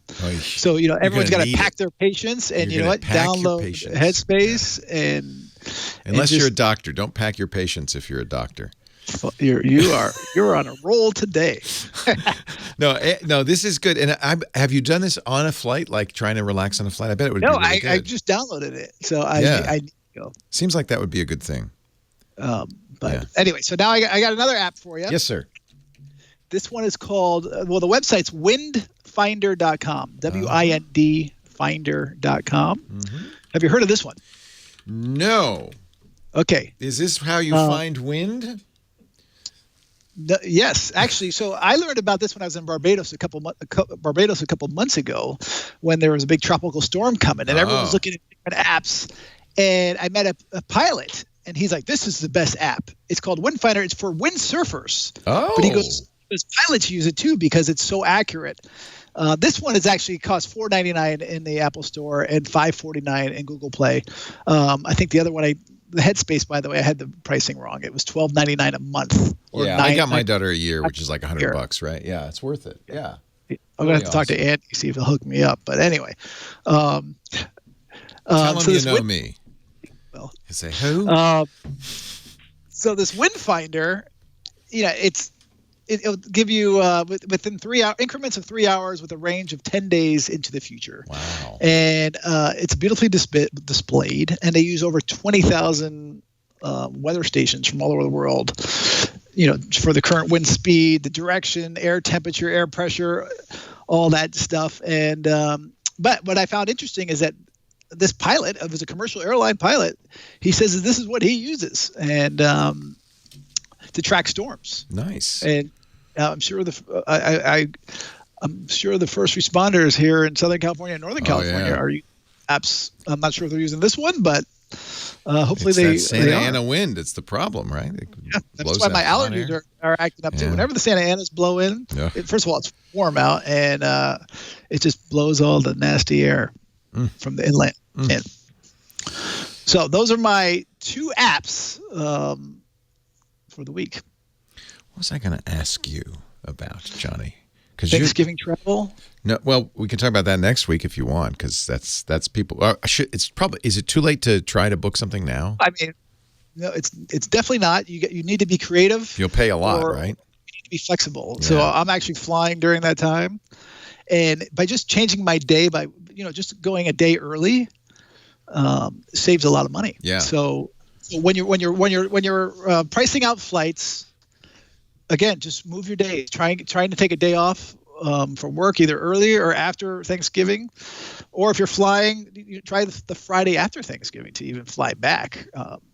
That's a good time to fly, but there's still time to do it, but you're not going to get a good deal if you're flying the Wednesday before or the Sunday after, and you're not going to find a good seat either.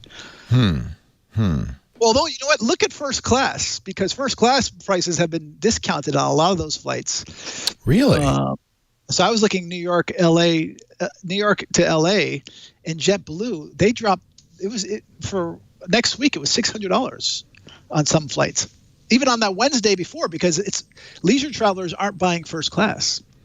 Interesting. So you might be able to get a deal. I mean, it'd still be more than economy. It's more than coach, but it might only be $150 more. And for a lie flat seat and free food, free baggage, it turns out it's going to be maybe $20 more. And your experience, you won't need Headspace if you're on JetBlue Mint. That Mint, I've flown Mint. It really is quite nice. Yeah. Yeah. So There you go. Very nice. Johnny Jet, are you hitting the road soon? I am hitting the road. My dad's big birthday is coming up. Is he next 100? week. No, not that old, but 90. That's pretty big. Oh, 90 is a big birthday. Yeah. But actually, did you see the guy in the Netherlands who's trying to legally change his age from 69 to 49 so he can get some better Tinder hookups? Oh, dear. Yeah. And so I was dear. like, when my dad hears about that, he's going to say he's going to try and go to 90. Tell me your 90-year-old dad is not using Tinder. Oh, I put him on Tinder a long time ago. What? He just I just wanted to see people's reaction when he's sitting there swiping, and they see his picture. Has he met any? I don't want to say young women. Has he met any women? No, he doesn't know how to use it. He just looks at it. He just looks at it. He swipes. He's always swiping left. You got to swipe right sometimes. That's the trick. Yeah. Johnny Jet, swipe your way to johnnyjet.com. What's your Tinder handle? No. Just joking. I know you're not. I'm not on Tinder. No, of course not. Although I've been to a Tinder party. They had a big travel party. Really? Yeah, they were, I'm not even quite sure what it was about, but I went with my wife just to see. It was at the Santa Monica airport. It was amazing. They had an In-N-Out. They got money. They got Tinder money, my friend. Yeah. Johnny Jet on the Instagram and the Twitter as well. In fact, you should follow him on Twitter. He's got lots of good lists of airlines, all sorts of useful information. Johnny, always a pleasure. Safe travels. We'll talk to you next week. Thank you. You too. Leo Laporte, the tech guy. I'm sorry. Sometimes I get in a mood. I apologize. That's right. My dad. I'm in a mood. But, actually the Tinder, all seriousness, so their whole thing was, it wasn't just about hookups. It was trying to get people to connect while they were traveling. Oh, that'd actually be kind of cool. That'd be cool. Yeah, it wasn't about like. But I think Tinder's got a way to go to convince people that it's just about conversations. Oh, yeah. I mean. I've never used it, but I looked, I'm sure my kids have, and it's just weird. I don't get it. But it's probably better than going to a bar and just, meeting somebody at a bar, I guess. Yeah, I assume it's like Match.com. No, it's not like Match.com. Tech Guy Podcast brought to you this week by the Carbonite folks. Yes, Carbonite, the data protection platform for business. This is if you're a business and you are not using Carbonite, I think about, you read these stories about ransomware. Was it Merck, the big pharmaceutical company? I think it was. Last year, took a $300 million loss one quarter because of ransomware. I think it was Petya. $300 million loss.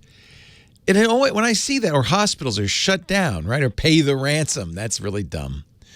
And I read that and I think, didn't they have Carbonite? Why don't they have Carbonite? What? That IT department really ought to be fired. They need Carbonite. Carbonite provides the ultimate robust data protection platform for all businesses. You get backup, but it's more. I don't want to use the word backup because it's disaster recovery, high availability. That's critical in business because when a business goes down, every minute of downtime is lost money. Look at that, $300 million loss. That's because they were down. So if you can get back up and running fast, it's worth its weight in gold. It could be worth $300 million to you. High availability, workload migration technology means you're never stuck in any particular cloud or any particular spot. Their newest solution, Carbonite Endpoint Backup, is awesome. Everybody's got employees with laptops and phones. Businesses are now distributed, multiple offices. You need a solution, a hybrid backup and archiving solution that protects your data at user endpoints but doesn't cost you a mint overtaxing network resources. That's Carbonite Endpoint Backup. First of all, it's the only endpoint backup solution that has true global deduplication of encrypted data. Carbonite patented this. And the way they do it, it's actually clever. They use 256-bit encryption at rest, and each data set has its own encryption key, but each key is just for a little snippet of the file. This is really smart. So even if a key is, breached, you only get this much, and that's the key to deduplication as well. I hope I'm not revealing the patent. Well, I guess you can read the patent. But you can do deduplication if you do it that way. So brilliant. So the upshot is, if you've got, and this happens all the time in business, you've got, Salesforce, 800 people with laptops, and they all have the same files on there. Carbonite's algorithms say one copy. That's all you need. It's uploaded to the vault once. That saves you space, it saves you money, it saves you bandwidth. And on these endpoints, as they're going around, bandwidth's a big deal too, right? They're not in the corporate network. They're running on 3G or whatever. You can get 2 million endpoints in one vault, and you can have as many vaults as you need. So Carbonite's just going to scale to whatever size you need. Carbonite Endpoint Backup offers maximum flexibility because you don't have to deploy it on Carbonite's cloud. You could put it in the public cloud, you could put it in a private cloud, you could put it on-prem, or you can combine all of them. These guys are brilliant. They also have a proprietary tool called Quick Cache. This is for your on-premises backup. It'll back up small data sets locally over the LAN, which means, by the way, restore speeds are up to 10 times faster. Backup is faster. There's minimal bandwidth disruption because it's going over the LAN. And then at night, puts it in the cloud. But you can also do replication continuously so that if you have failover, you have cloud failover, it's instantaneous and you've got everything. You know, the place burns down nowadays. You kind of have to be aware of that. Doesn't matter. Your data's safe, and you can just flip a switch and be operating in a satellite office instantly. Carbonite Endpoint Backup also has a remote wipe for more security, peace of mind. Somebody leaves the company, you wipe their laptop, wipe their phone. It's not just for laptops. It also makes phone and tablet backup easy with centralized management, so you can set retention and access policies. You can delay backup if you want when using cellular data or if you're on battery or not. Depends on, this is all up to you. And, of course, rapid access for end users to any file backed up across any of their endpoints. Learn more about Carbonite, the data protection platform for business, and the Carbonite Endpoint Backup solution. That's just one of a whole bunch of them. One vendor does everything you need. Carbonite.com. Carbonite.com. We thank them so much for their support of the Twit Podcast Network and the Tech Guy Show. That is some nice music. Thanks to Big Pee-wee. Our new musical director's taking over for Michael Cozio next week, right? Next week, you ready? You feel good, Big Pee-wee? All right. He's ready to go. 8888 Ask Leo, the phone number. I think it's gonna get exciting. It's gonna get exciting in here. Line 4, Warren, Grenada Hills, California. Granada Hills. Grenada is a small country in the. What can I do for you, Mr. Warren? Hey, Leo, how you doing today? I am well. How are you? Fantastic. Hey, so I got an iPhone 5 and I'm looking to upgrade. Probably the 8 Plus, the XS Max, the Pixel 3, or even the what's the other iPhone? That's quite a wide range of phones here. What are your considerations? Because I think they're even selling the 7 still. So you got your 7, you got your 8, you got your 10. By the way, we just heard that Apple's admitting there's some problems with a touch sensor in the 10, but I don't. They'll fix it. Then you got your newer stuff, which is of course your 10R, your 10R, your 10S, and your 10S Max. Whew. Yeah, I'm looking for something with just mainly a bigger screen. Yes. Read a lot of articles. Yes. Something with a really good camera. Yes. And possibly something that's going to last me a long time because I've had this phone for probably 5-6 years. Oh, yeah. Well, the best way to future-proof, of course, is to get the fastest stuff you can get now, which means not the 7 or the 8, because those are 2 years ago and last year's iPhone, or the 10.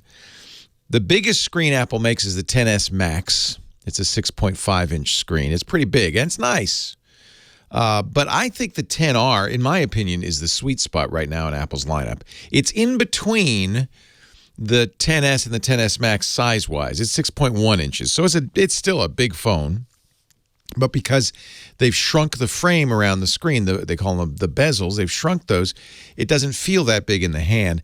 It starts at $750, so it's about $200 less than a comparable iPhone 10s or 10s Max, and it has the same internals as the 10s and the 10s Max. It has that A12 Bionic processor, which is very fast, very nice. So in terms of future-proofing, you're getting all the benefit. Now, here's what you're giving up. You have an older iPhone, I presume. The 10R has an LCD screen like every iPhone until last year, right? So big deal. It's a very nice screen. You won't notice the difference. I put it side by side with my XS Max, and one's not better than the other. They're both very good. It's LCD, not OLED. That's the difference. Might improve battery life. In fact, the XR has the best battery life of all the iPhones. All the iPhones, because of that screen and because it has a bigger battery. The negative on the XR, and you said you want good pictures, is it doesn't have the dual lens system that the XS and XS Max have, and for that matter, the 10, where you have two lenses, and you can do a lot of things with the two lenses. It's not just like a zoom and a wide angle, although that's one of the benefits. Anytime you open up the camera app on the iPhone, there's a little button that says, 2x or something like that, which means you can zoom in. And that's, handy if you want to zoom in. If you can't get the picture, you can zoom in and you get a little bit better picture. It's not really a telephoto lens, but it's a little bit. But the other thing that can happen with these dual lenses is it can use the second lens as a backup to get extra information and make the pictures more accurate. And so that's something that doesn't happen with the XR. I found the XR excellent. It's as good as any iPhone before the dual lens 10. So you have to kind of decide, is battery life more important? If I want the biggest screen size and I want the best camera, then get the XS Max. If I don't mind a little bit smaller screen size, in fact, a lot of people prefer the smaller screen size of the XR and a little bit less good screen, a little bit less good camera, but I save some money, then the XR is a very good choice. So I think that's especially if you want to get 5 years out of it, you want to get the one with the fastest processor Apple makes, which is anything in the 10S or R line. Those are the fastest. That's the A12 Bionic chip in there. I think actually, the other thing I like about the XR is it comes in colors.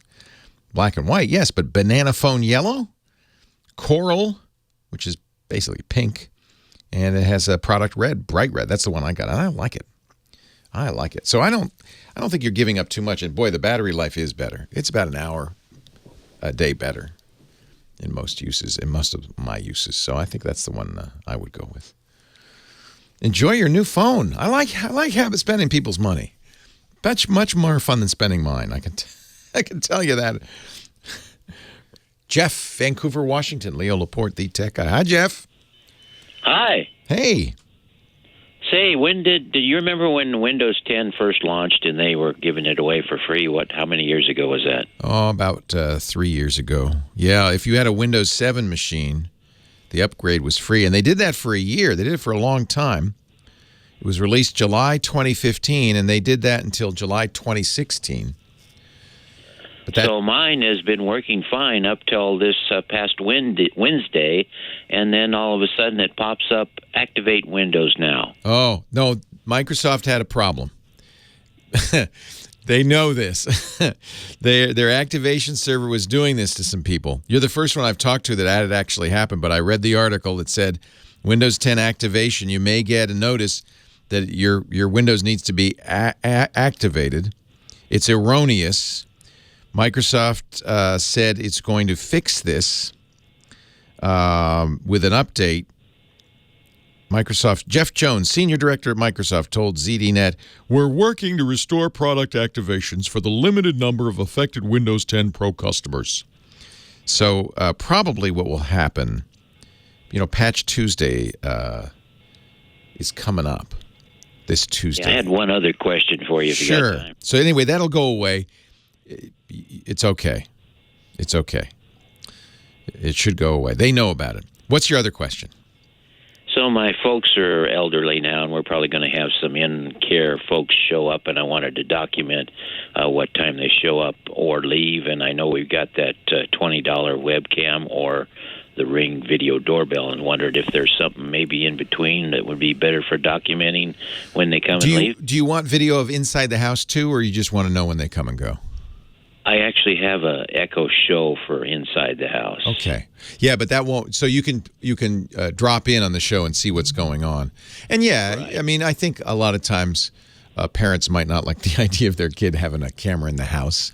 So maybe let's not rattle any cages here. The Ring is nice. I use the Ring video doorbell, and there are a number of other companies that make this. Nest makes one, Skybell. I use the Ring. They're a sponsor. I like them.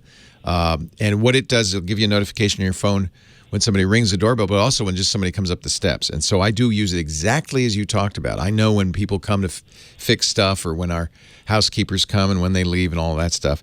You could put a camera in the driveway. You could do the same thing with a camera that would notify you when there's motion in the driveway.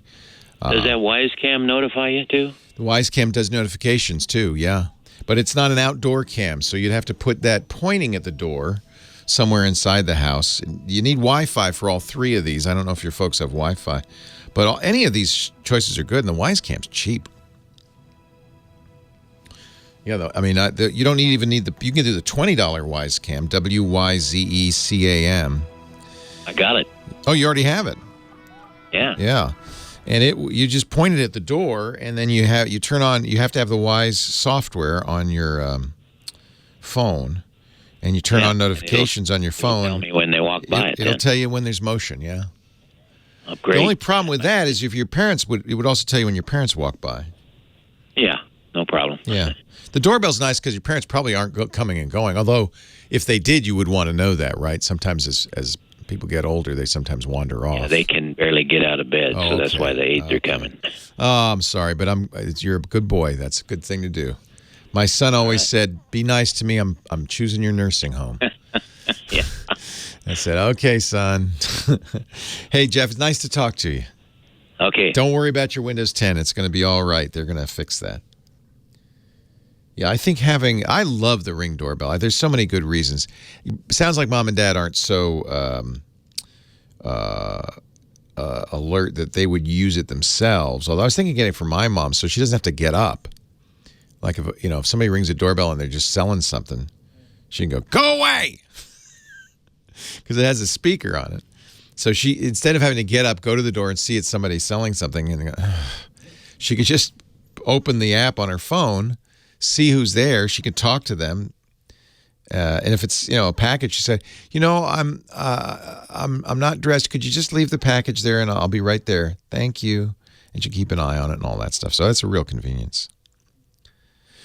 The Wise is cheap. There's really no reason not to get it. It's good quality. The nice thing about the Wise, you don't have to pay a monthly fee to record. You do with a lot of these others. If you put an micro SD card in, it'll store locally. Otherwise, it does store, and you can go to but it only stores for 24 hours. That's plenty. Yeah, and you'll get notifications and stuff. So no, I think the Wise is kind of an amazing deal. Is it more for inside or outside? It's an inside camera. That's but you just point it at the door. I have a lighthouse pointed at it's in my office, but I can also see the front door, so I get notifications that people come and go. I get way too many notifications, actually. I have to turn them off. I know everything that's happening. Those are nice. Yeah, those are really good, the Arlos, yeah. Yeah. I never, it's so funny because I am not a camera guy. I'm not paranoid. I don't feel the need to monitor everything. But once we got them, it's kind of fun. I could see when the cats, it's kind of fun. Yeah, it's entertaining. When we're traveling, somebody drove over our mailbox. I could see that and stuff like that. So it was, but we live in a very, very safe cul-de-sac. There's never any problems. So I don't really need it. But it's, you kind of get used to it. My wife everybody in my family hates it because I have these indoor cameras and Michael kept on plugging them and burying them and hiding them and knocking them over. So I took out the indoor cameras, except for the one in my office. Well, hey, how are you today? Leo Laporte here, the tech guy. Time to talk computers, the internet, home theater, digital photography. We talk smartphones. We talk smartwatches. We talk iPads and MacBook Airs and Mac Minis and all that jazz. 8888 Ask Leo. That's my number, 888-827-5536. Toll free from anywhere in the U.S. or Canada. You can just call, if you're outside that area, just call via Skype. It won't cost you anything. Tomorrow is 11/11, which here in the West we think of as Veterans Day or Memorial Day, right? The 1918, 100 years ago tomorrow, World War I, the armistice for World War I ended, 11 a.m. And so as a result, we celebrate Veterans Day in the U.S., Memorial Day around the rest of the world. You see the red poppies in England and Canada. In Asia, 11/11 is Singles Day, 1111. See, they're all singles. 11, single digit, 1111. It is the biggest shopping day in the world. Easily bigger than Black Friday. I'll give you an idea. It's already begun because, of course, it's Sunday in Asia. In the first 85 seconds, Alibaba, which is the biggest, it's kind of the Amazon of China. It's not the only retailer by any means, but it's like the Amazon. In 85 seconds, they had over $1 billion in sales. In 85 seconds. I don't even know what it is now. It's well beyond that.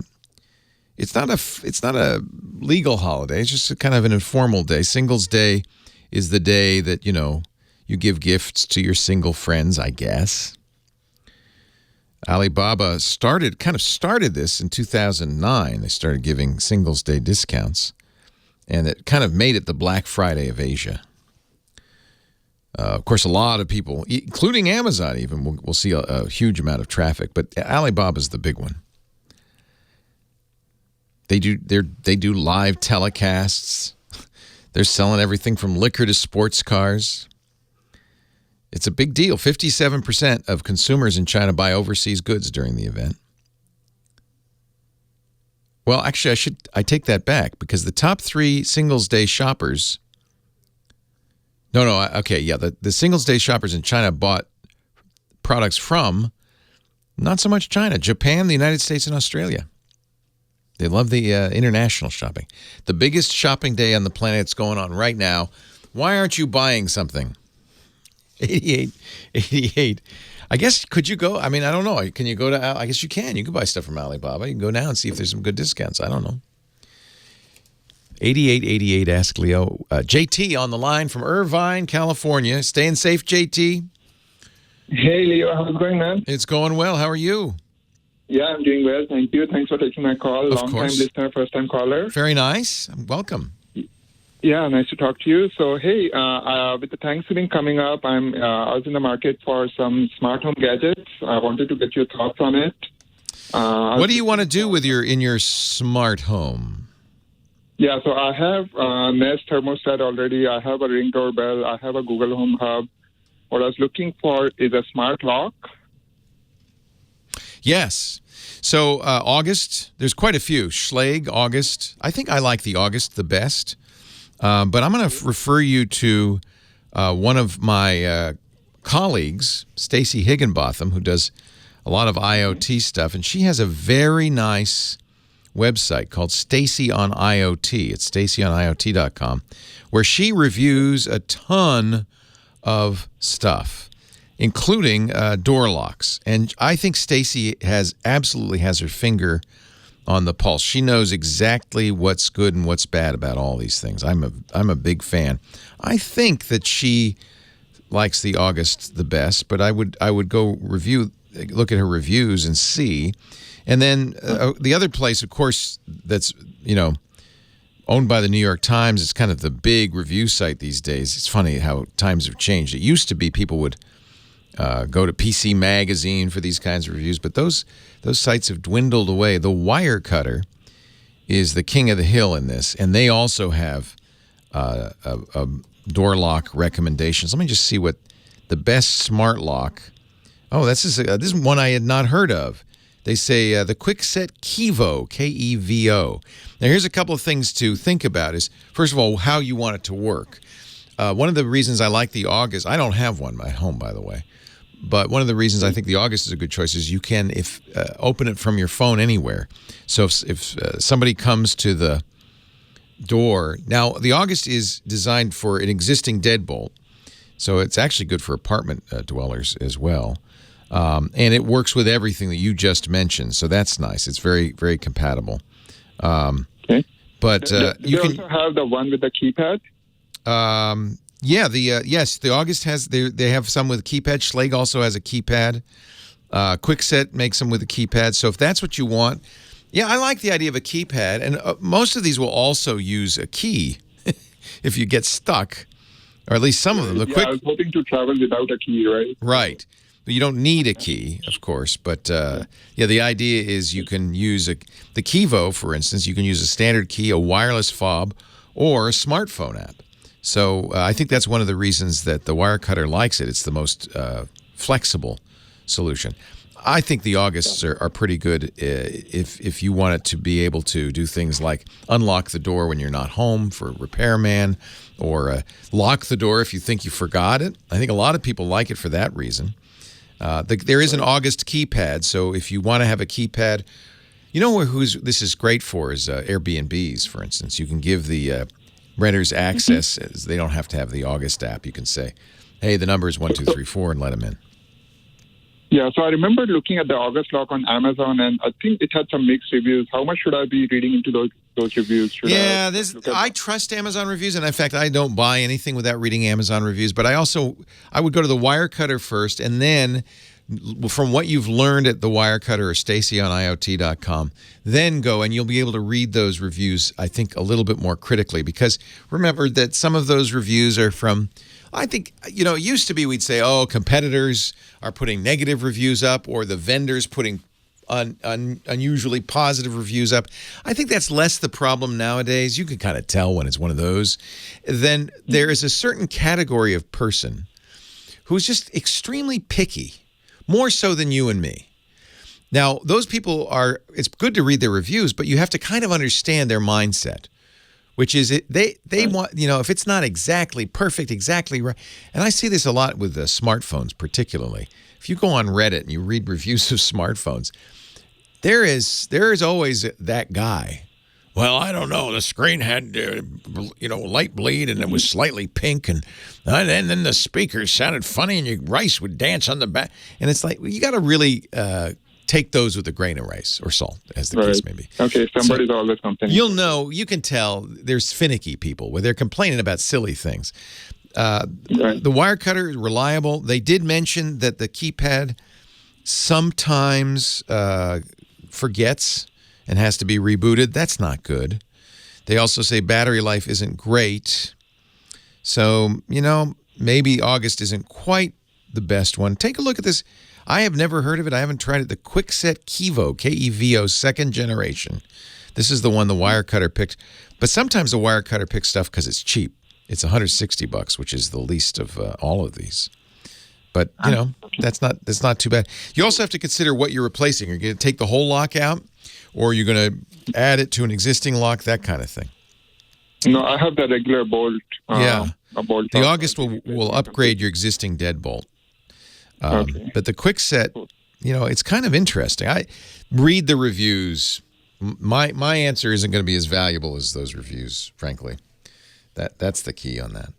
Hey, nice to talk to you. It's a great question. And nowadays with this IoT, the Internet of Things, all of these internet-connected devices, security is also a big issue. And I'm going to say this, and anytime anybody asks me about an Internet of Thing device, an internet-connected thing in your house, absolute minimum, you've got to get one that automatically updates, because there always are security flaws. And a door lock, you don't want a door lock that some guy can walk up and go with his special magic twanger and it opens up. And so if that happens, and it does happen sometimes, you want one that automatically is updated by the manufacturer. You don't have to go around the house and find firmware upgrades and check and see if is it up to date? Is there an update? You want the manufacturer to be able to, what we call it, push updates out to that lock. That's very important. So no matter what you buy, that's a requirement. 8888 Ask Leo, that's the phone number, and we will get back to the phones and answer your questions in just a bit. Leo Laporte, the tech guy.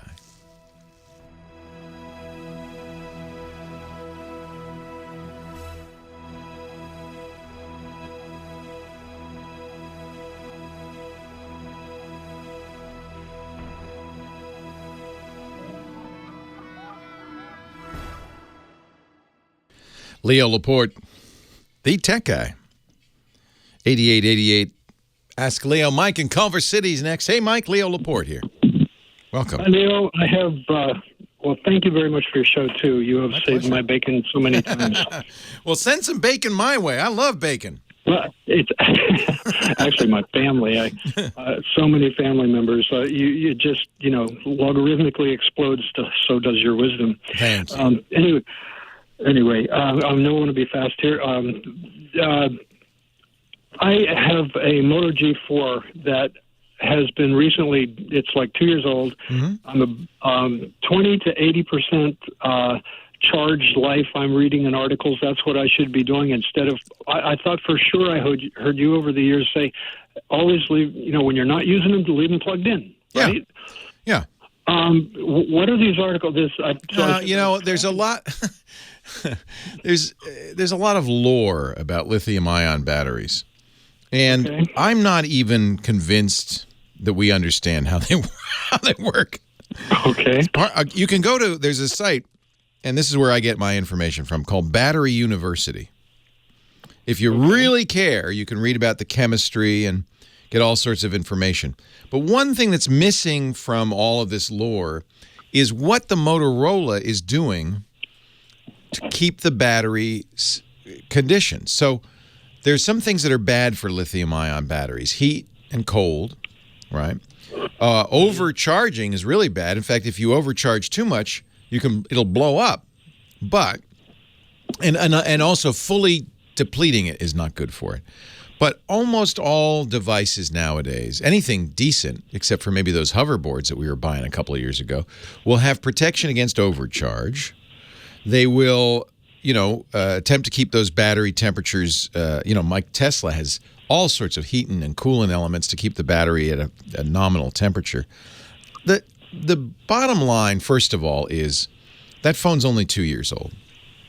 You probably aren't going to have to worry about it for a few more years, period. Well, it's the reason I got into this whole question was because I put an app. It's for the last couple of months. It's been dropping off real fast. Oh. And so your battery life has gone way down, huh? Yeah, way down. In fact, it went from while I've been on hold the last hour, it went from like 80% to 54%. Oh, and that's not good. I don't have it. More likely though. The culprit is more likely software you're running. Okay. So what happens as lithium-ion batteries age is not so much that they deplete faster; they just don't hold a charge. You can't charge them up as high.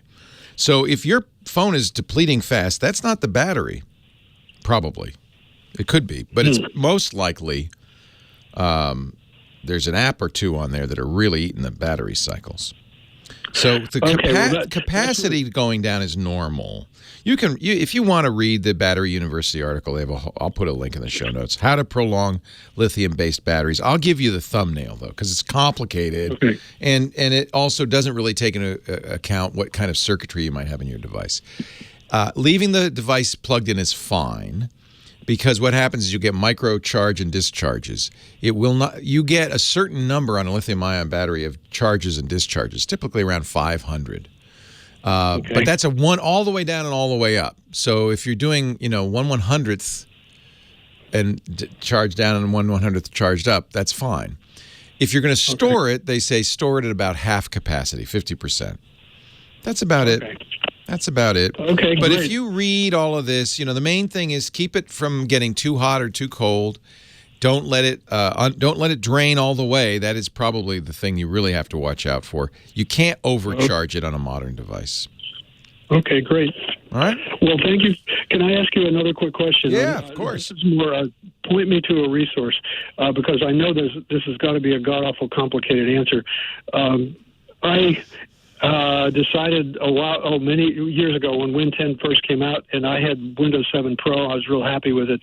And I said, well, I will give Win 10 a try, but I'm going to do dual boot. And I listened to one of your shows, which led to a link, which led to me like a monkey, not a wisdom entity, but I went through like a monkey, and I split my computer. But I gave Windows 10. I said, you know what? I'm only going to give you 30 gigabytes because I don't trust you. And now I'm running up against. Now you regret it. Yeah. Oh my God! Yeah. And it's constantly hollering for more memory. Yeah. And but I don't know. I've tried to get rid of the partition to start over again. And anyway, so there are a couple things you could do. You could resize the Windows partition if there's enough free space and it's contiguous enough. A good partitioner, including the one that comes with Windows, will let you resize it. The Windows one is a little more conservative. There are other partitioners out there that might do a better job. You want a non-destructive partitioning program, though, because you don't want one that's going to erase the drive. You'd ideally like to resize that 30-gig Windows partition without destroying anything else. Then you wouldn't have to eliminate that second partition. But a good partitioner will also let you, if it says, you know what, because if it's all fragmented and stuff, it won't be able to resize it. Even if there's enough, like there's 30 gigs free, but you can't do it because there's too fragmented. It's not a contiguous 30 gigs. Then you can delete, again, a good partitioner will do this. You can delete the second partition and then expand the first partition to fill the full drive. So that's another thing you can do. Now, if the second partition does it have Linux on it, or is it just a data partition? It doesn't have another operating system on it, does it? No. Windows 7 and Windows 10. It's dual boot. When it wakes up, Okay. Do you want to stick with Windows 10, or do you care? Yes. Okay. Yes. I know. You're done now. with 7. You're done with 7. Yes. Yeah. Yeah. So you can. It's a little trickier when you have operating systems on two partitions because you don't want to delete the second partition because then you're still going to have the dual boot and it could crash. Blah blah blah. So that's a little trickier, but you can do it. The partitioners, Ease US is probably the best one to get for free. Acronis makes one. There are a lot of partitioners, and even the one that's built into Windows might do everything you need it to do. Leo Laporte, the tech guy. Ease US Partition Master is free with some limitations. EASEUS.com. Partition Manager. They have Partition Master, free trial. I don't know if the free trial will do everything you want it to do, but that's funny. Russell has blocked me from downloading it. He doesn't want me to repartition. Ooh, they now have a Mac backup. That's cool. But we'll put all that in the show notes, techguylabs.com. The chat room probably has some additional thoughts on that. Yes, do you, chat room? Leo Laporte, the tech guy. Big Pee-wee coming up with some good tunes. I think I can tell. I can tell the shift has begun. Michael Cozio has been our musical director. How long, Michael? A couple of years now? He's moving up to the big time, coast to coast. 2 years now. Yep. And now Big Pee-wee's in charge. Is he going to start next week for real? You think he's got it? You think he's ready? Yeah, I think he's ready. They ready to put the kid in? Yep. All right. Thank you. Michael Cozio has been doing such a good job for the last couple of years. We'll miss you, Michael, but Coast to Coast is getting a heck of a musical director. And Big Pee-wee can't wait to hear what you bring to the table. Richard, West L.A., Leo Laporte, the tech guy. Hi, Richard. Hi, Leo. How you doing? I'm great. How are you? A little smoke down here, but yeah, I bet. Are you okay? Everybody all right?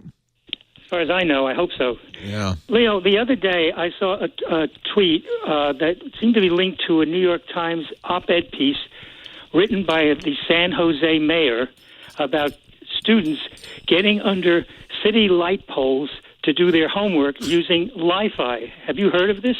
Oh, yeah, I have heard of Li-Fi. I didn't know that San Jose had it. Well, I tried to do some tracing. I went to the San Jose website and San Jose Mercury News. I couldn't get anything more on it, but I did see the op-ed. It was fairly lengthy. He was basically protesting because our government in Washington seems to discourage that sort of thing. Yeah, it was a strange thing, and he's probably responding to one of the FCC commissioners who said that municipal Wi-Fi, the idea of a city offering Wi-Fi, is contrary to the First Amendment. His thesis was that cities might restrict speech on their proprietary networks, but of course, anybody who's doing anything could restrict speech, and that's when you go after them, not until then. And really what this guy's doing is carrying water for the big telecoms. Comcast, Verizon, AT&T, and Sprint hate it when cities offer internet access because it's competition. And these guys have effective monopolies, and competition's bad for them, bad for business. You might choose another provider. God forbid. Have you heard of any other cities doing anything like yeah. The one that the commissioner name-checked is Chattanooga.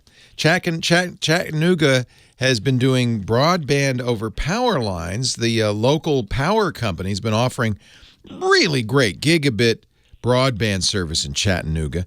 What's happened, of course, is that these telecommunications companies have gone to state legislatures and in most states outlawed public Wi-Fi. They've actually outlawed. No, I'm talking about Li-Fi. Well, Li-Fi itself is just one kind of public Wi-Fi. It's not. Have you heard of Li-Fi being used in any other cities? That was my question. Oh, I don't know. That's a good question.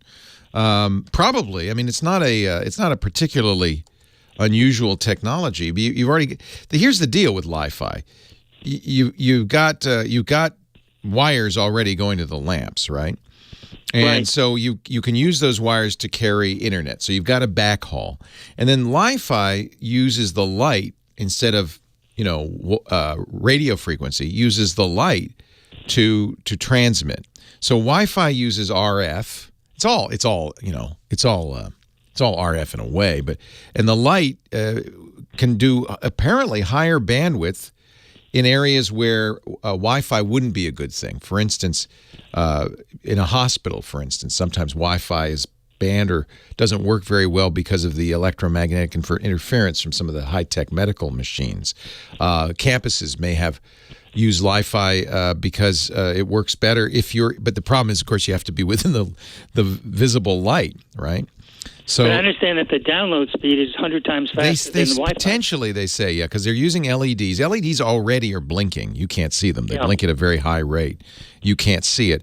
But Li-Fi, or visible light communications, uses that blinking to send ones and zeros, in effect. Now, they can't go through walls. Radio frequency can. So it's an additional technology that can be used in certain areas where electromagnetic radiation might cause a problem. I understand. Right. Yeah. So it's you can get theoretically. Professor, I'm sorry. Go ahead. Theoretically, you can get as fast as, get ready for this, 224 gigabits.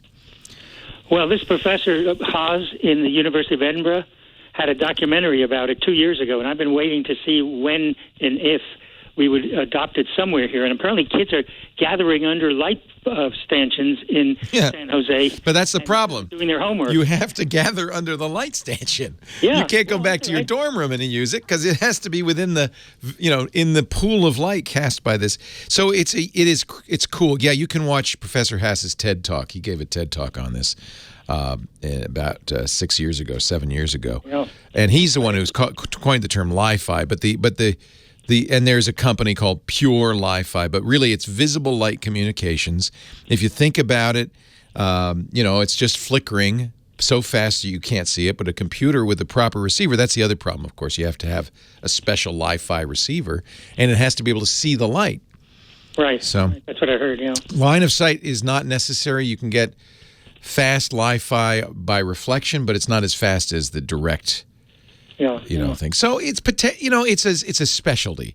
It's not something that's going to sweep the world because you're in your house. Li-Fi is not going to probably work too well for you, but it's another way that municipalities can offer high speed internet, not Wi-Fi, Li-Fi, as long as you can see the light. Okay, sir. Thank you. Yeah, good question. It's kind of a cool technology. The world is about to change, in my opinion. When I got this iPad, I got a LTE chip in it because I love the idea, and you already experienced this with your phone, of being always online. And a computer should always be online, right? You shouldn't have to be on your Wi-Fi to be able to use it. You should, just like your phone, be able to walk out of the house and access it. But what's really going to change, and it's going to happen, I think, in the next 3 to 5 years, is something called 5G. Now, you'll be forgiven if you'll say, oh, here we go again, because the telecommunications companies did this with 3G and 4G and LTE. They have varying definitions of it, and blah, blah, blah. And it sounds like it really is a marketing term. It's what comes next after LTE. Potentially very fast, using millimeter wave wireless, so up to 20 gigabits per second.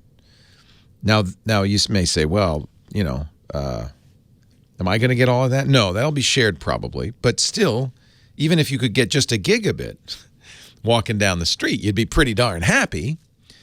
And that's what we're talking about. You're going to have very high speed cellular networks all over the country fairly soon. And that's going to make a big difference, I think, in terms of always connected. We forget. I'm old enough to remember, you'd be sitting in a movie theater, you'd say, what was she looks familiar. Was she in another movie?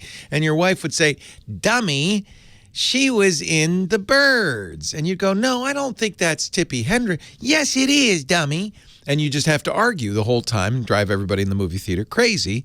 Now you whip out your phone and drive everybody crazy because you can find out the answer to any fact, any question in seconds wherever you are, right? That's a complete transformation.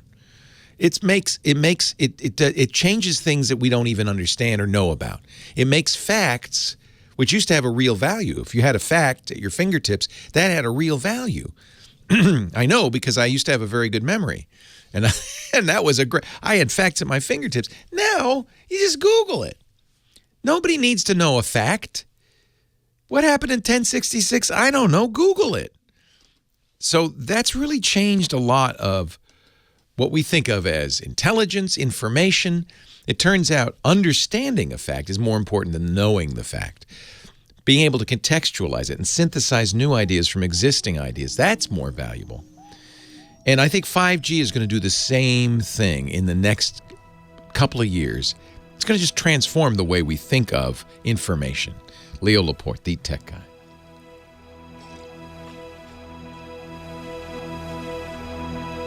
And that's going to be awesome for Pokemon Go. We'll still have networks that don't work very well.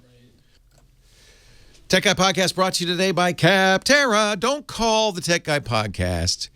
Don't call me and say, Leo, I have a dentist's office, and my boss says I need to come up with 5 different dentist office management platforms by Monday. Don't call me. Don't Google it. Go to Capterra, CAPTERRA.com. It's a free website, free, that has every kind of business software, over 600 categories, and you can easily find not only one program, but a dozen programs that meet your needs. They've got checkboxes for all the different criteria. You can narrow it down to just the stuff you need by price, by whether it's a web service or on the hard drive, by features, have a comparison chart with all the candidates, read real reviews, verified reviews from actual users. They've got hundreds of thousands of them. It is a great site, much better than Google, much better than calling Leo. Capterra.com. And right now, when you go to Capterra, you can get their new free, it should be free, ebook, because it's called The Big Book of Free Software. This is a free resource to help you find free software for your business, over 300 tools, and it's really great. You don't have to ask a boss for anything. You just go to Capterra.com/techguy, download the Big Book of Free Software, absolutely free ebook. Capterra, CAPTERRA.com/techguy. Check out all the great software out there and get that Big Book of Free Software absolutely free. Everything's free at Capterra. Capterra.com/techguy. Join the millions of people, literally millions of people every month who use Capterra. Capterra.com/techguy. We thank them for their support of the Tech Guy Podcast. Yeah, baby. Yeah. And ladies and gentlemen, I just can't get enough of Dick T. Bartolo, Mad's maddest writer. He is the Giz Wiz. Woo! Can't get enough of your gizmos, baby. Hello, Dick T. Bartolo. I heard you talking about Li-Fi. I am still looking for an investor for my Disco-Fi. Disco-Fi. Yeah, you bounce the Wi-Fi signal off a mirrored ball. That would work. I think it would. That's a good idea. You'd only get a little internet every once in a while, but it'd be fair. It'd be fair. Yes. That way. Yes, exactly. So Dick joins us every week to show us some gizmo or gadget he has found in his travels. He is always looking for something new. What do you have this week for us? Boy, you know what? Thursday was CES Unveiled 2019. Is it already CES time? Oh, my, it is. And when I first went to CES, the very first time, I would walk around and I would say, why does that guy have a crystal award there that says Best of the Year 2019 when the show's only been open an hour? So now that 2019 is still months away. Yes, exactly. So now I realize CES Unveiled is where they announce the winners. Oh. And that gives them about 6 weeks to, print up whatever they want. But one of the most unique things I saw there is called WaterGen, that makes drinking water out of air. Okay? No, come on. Yes. So you walk up to this device and you put your cup there and it makes the water and... Wait a minute. How fast? How much water? Okay, well, all right. So I knew that you would. It makes 5 gallons in 24 hours. Well, that's a lot of water. Now, okay. So is it from the humidity, the water that's in, dissolved? I wrote it down because I said I'm going to talk about a guy on radio who's going to ask me a lot of things I don't know. Okay, it takes the ambient. It takes. Hang on. It's from WaterGen, an Israeli-based company. Uh-huh. Okay. The atmospheric water takes in ambient air through a filter, cools it at its dew point. Yeah, condenses it. Yeah. Extracting the water. It uses a huge amount of energy to do this. It does? Sure. Oh, okay. Well, are you doing it? No, but I could. It's called a refrigerator, Dick. No, I asked him, but it doesn't make a refrigerator. I said, can't I drink my air conditioner water? No. Well, it's the same principle. All right, but it has to be filtered, and then they add mineral. Okay, so you think this is not a good idea? No, I'm sure it's a fine idea in certain circumstances. First of all, it has to be pretty humid. Fortunately, in New York, it is. No, I know. I said, is this a dead thing in Las Vegas? And she said, well, it's not the best. Not the best. They're showing it off in Hanoi. I think it's a little muggy in Vietnam. Yeah. Yeah. Well, so if it's humid, if there's 90% humidity, I'm sure it works better, but it also must take a significant amount of energy. It's interesting. I did not ask about that. It's basically a dehumidifier, right? That's what it is. I guess you're right. Yeah. The thing about it was they showed one of the versions was a unit big enough on a truck that could drive into an emergency area to make water where the pipes had been broken or anyway. How did that water taste? Oh, it tasted fine. Yeah. Yeah. But basically it's distilled water. That's why they have to remineralize it. It doesn't have any flavor because it's pure water. Yeah. Yeah. So it's not coming out till 2019, and the price might stop you too. Under $1,500, but they don't know how far under $1,500. Yeah. It's a specialized. It sounds like. I mean, it's your air conditioner is doing the same thing when it's dehumidifying. It's taking water out of the air. It's just they're not paying any attention to making it drinkable. No. Well, I'm going to put a blue light on my air conditioner so it looks more like that thing. Yeah. That could be more than just a blue light. It could be actually pure UV light. It could be purifying it. I bet it is. Yeah.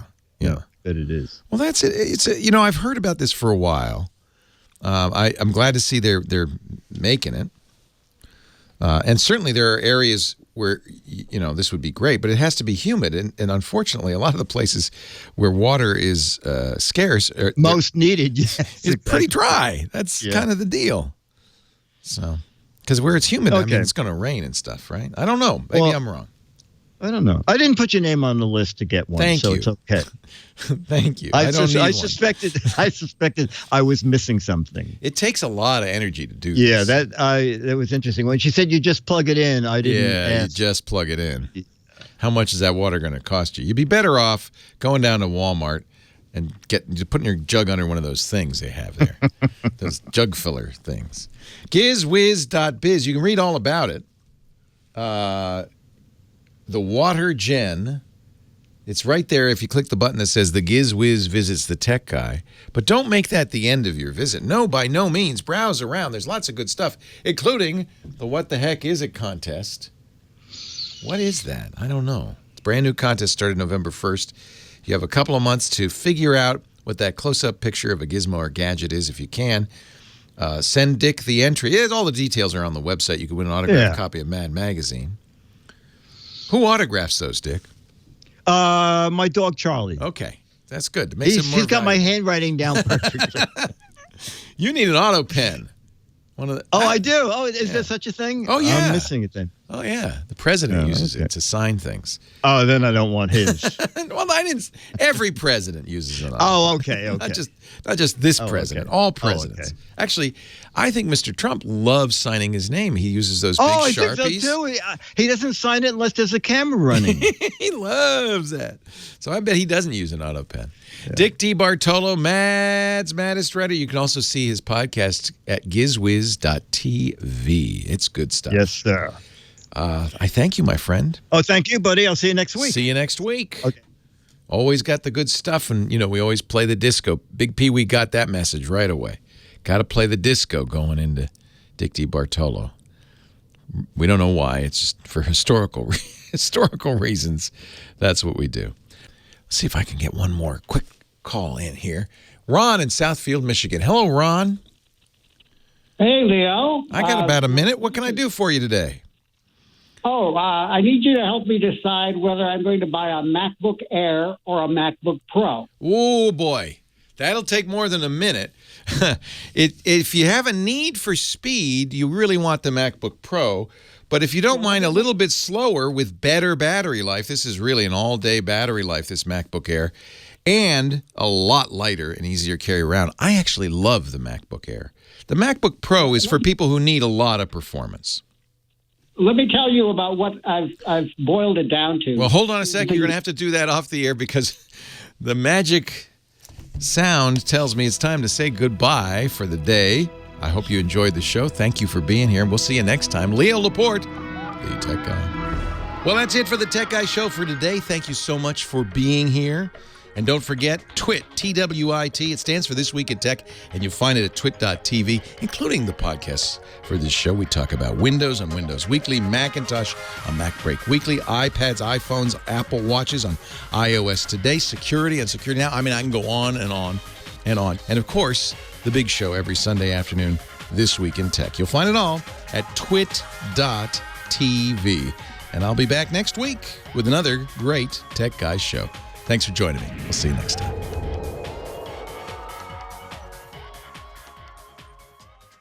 All right.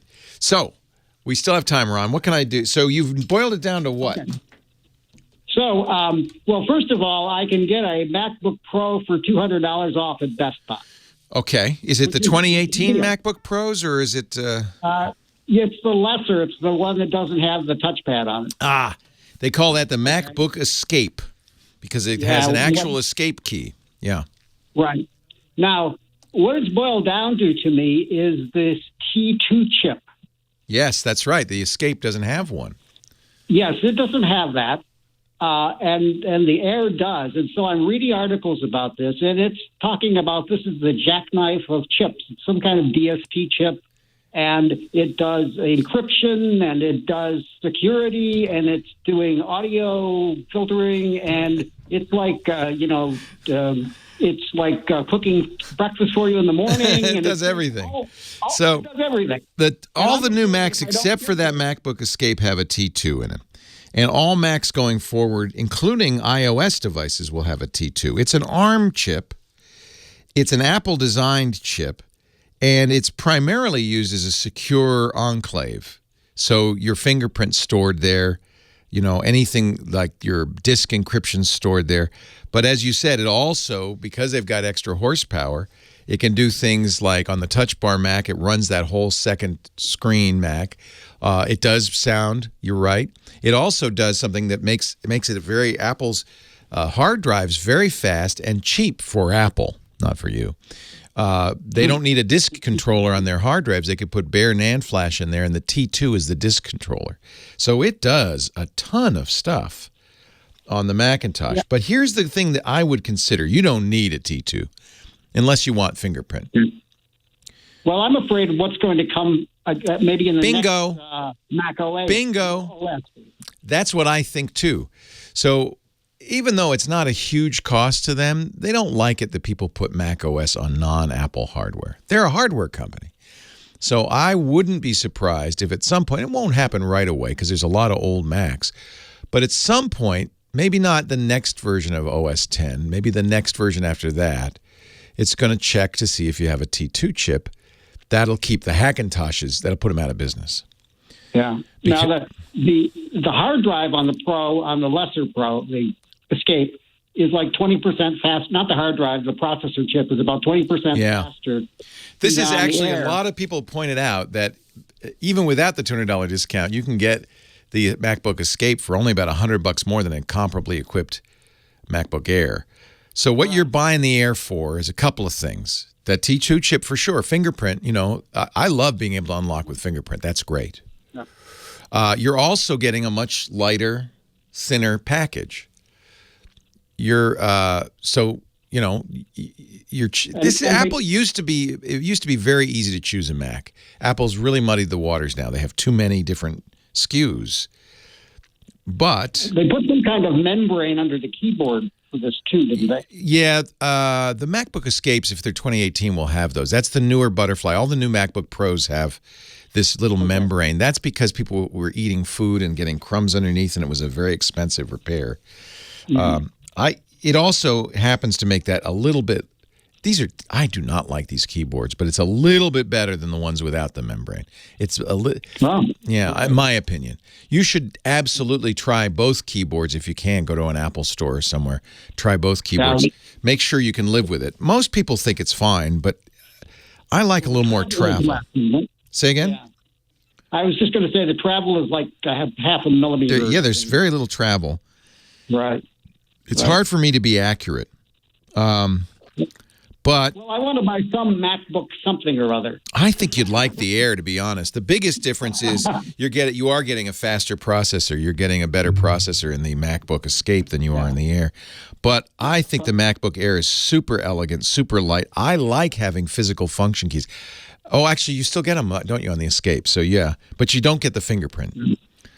Yeah. I'm retired, so what I mostly do now is like rip CDs.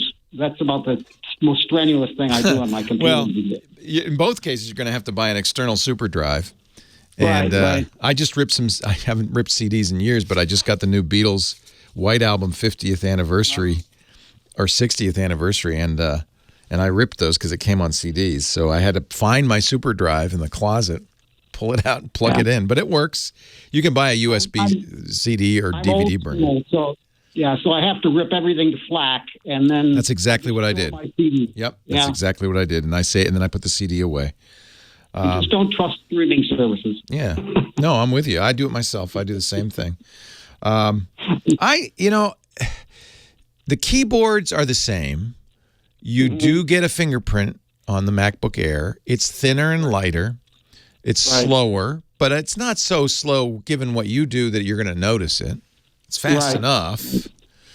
Yeah, it's going to be faster than my Chromebook. I had the MacBook Escape, and I found it a little bit clunky. I actually do have a MacBook Pro. I have the 2018 MacBook Pro with the i9 in it. And for raw speed, there's nothing like it.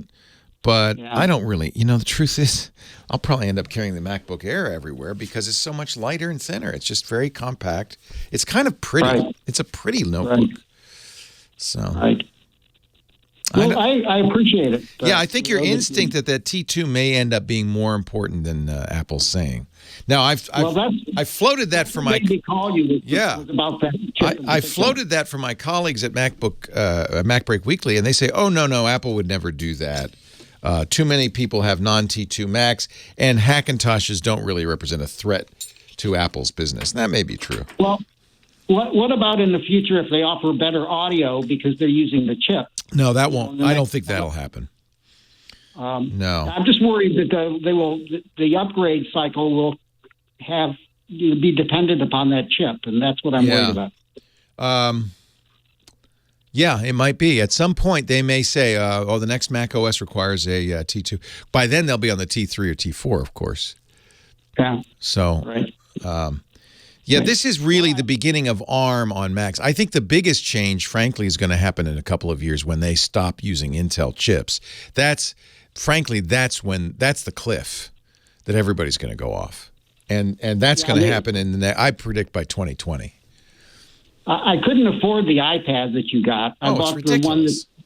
The one that's $350. Yeah, and it's fine.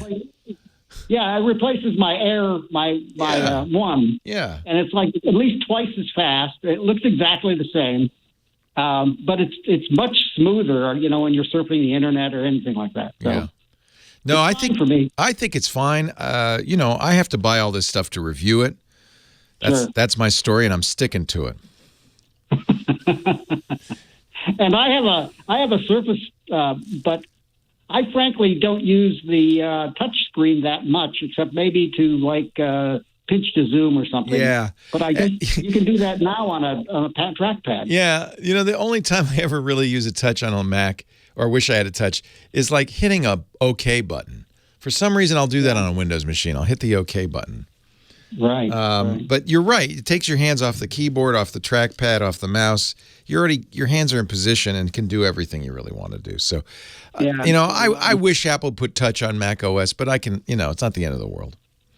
And I have to say, my iPad's all greasy and icky because I keep touching it. It's yicky looking.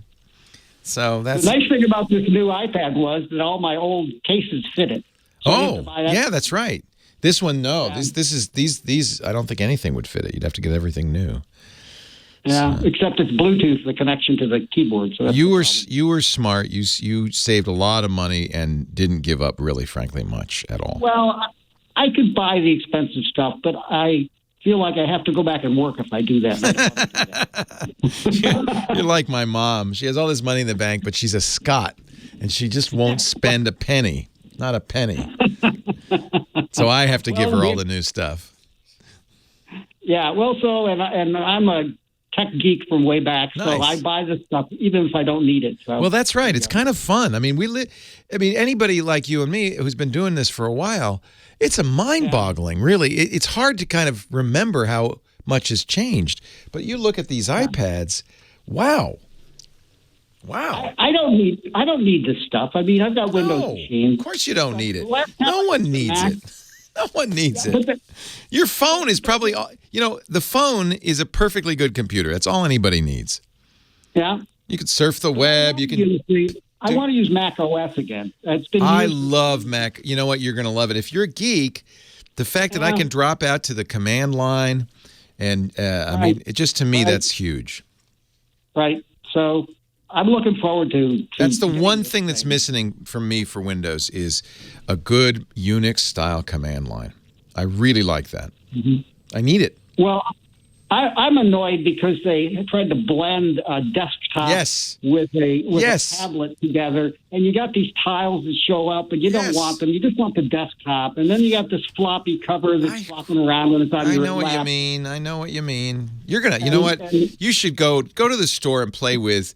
If you play with the MacBook Escape, it's utilitarian, it's industrial, and then you play with the MacBook Air, and it's a thing of beauty. And the truth is, it's going to do the same exact job for you. You're not going to see the speed difference. Watching you today go through and use it, I think I've already decided on the MacBook Air because I was concerned it might not be smooth enough and fast enough. But, it's my precious. Good. It's my precious.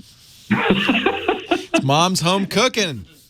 And you have the ring to go with it. Yeah. It's great to talk to you, Ron. Thank you very much. All right. You have a great day. Take care. Bye. Bye-bye.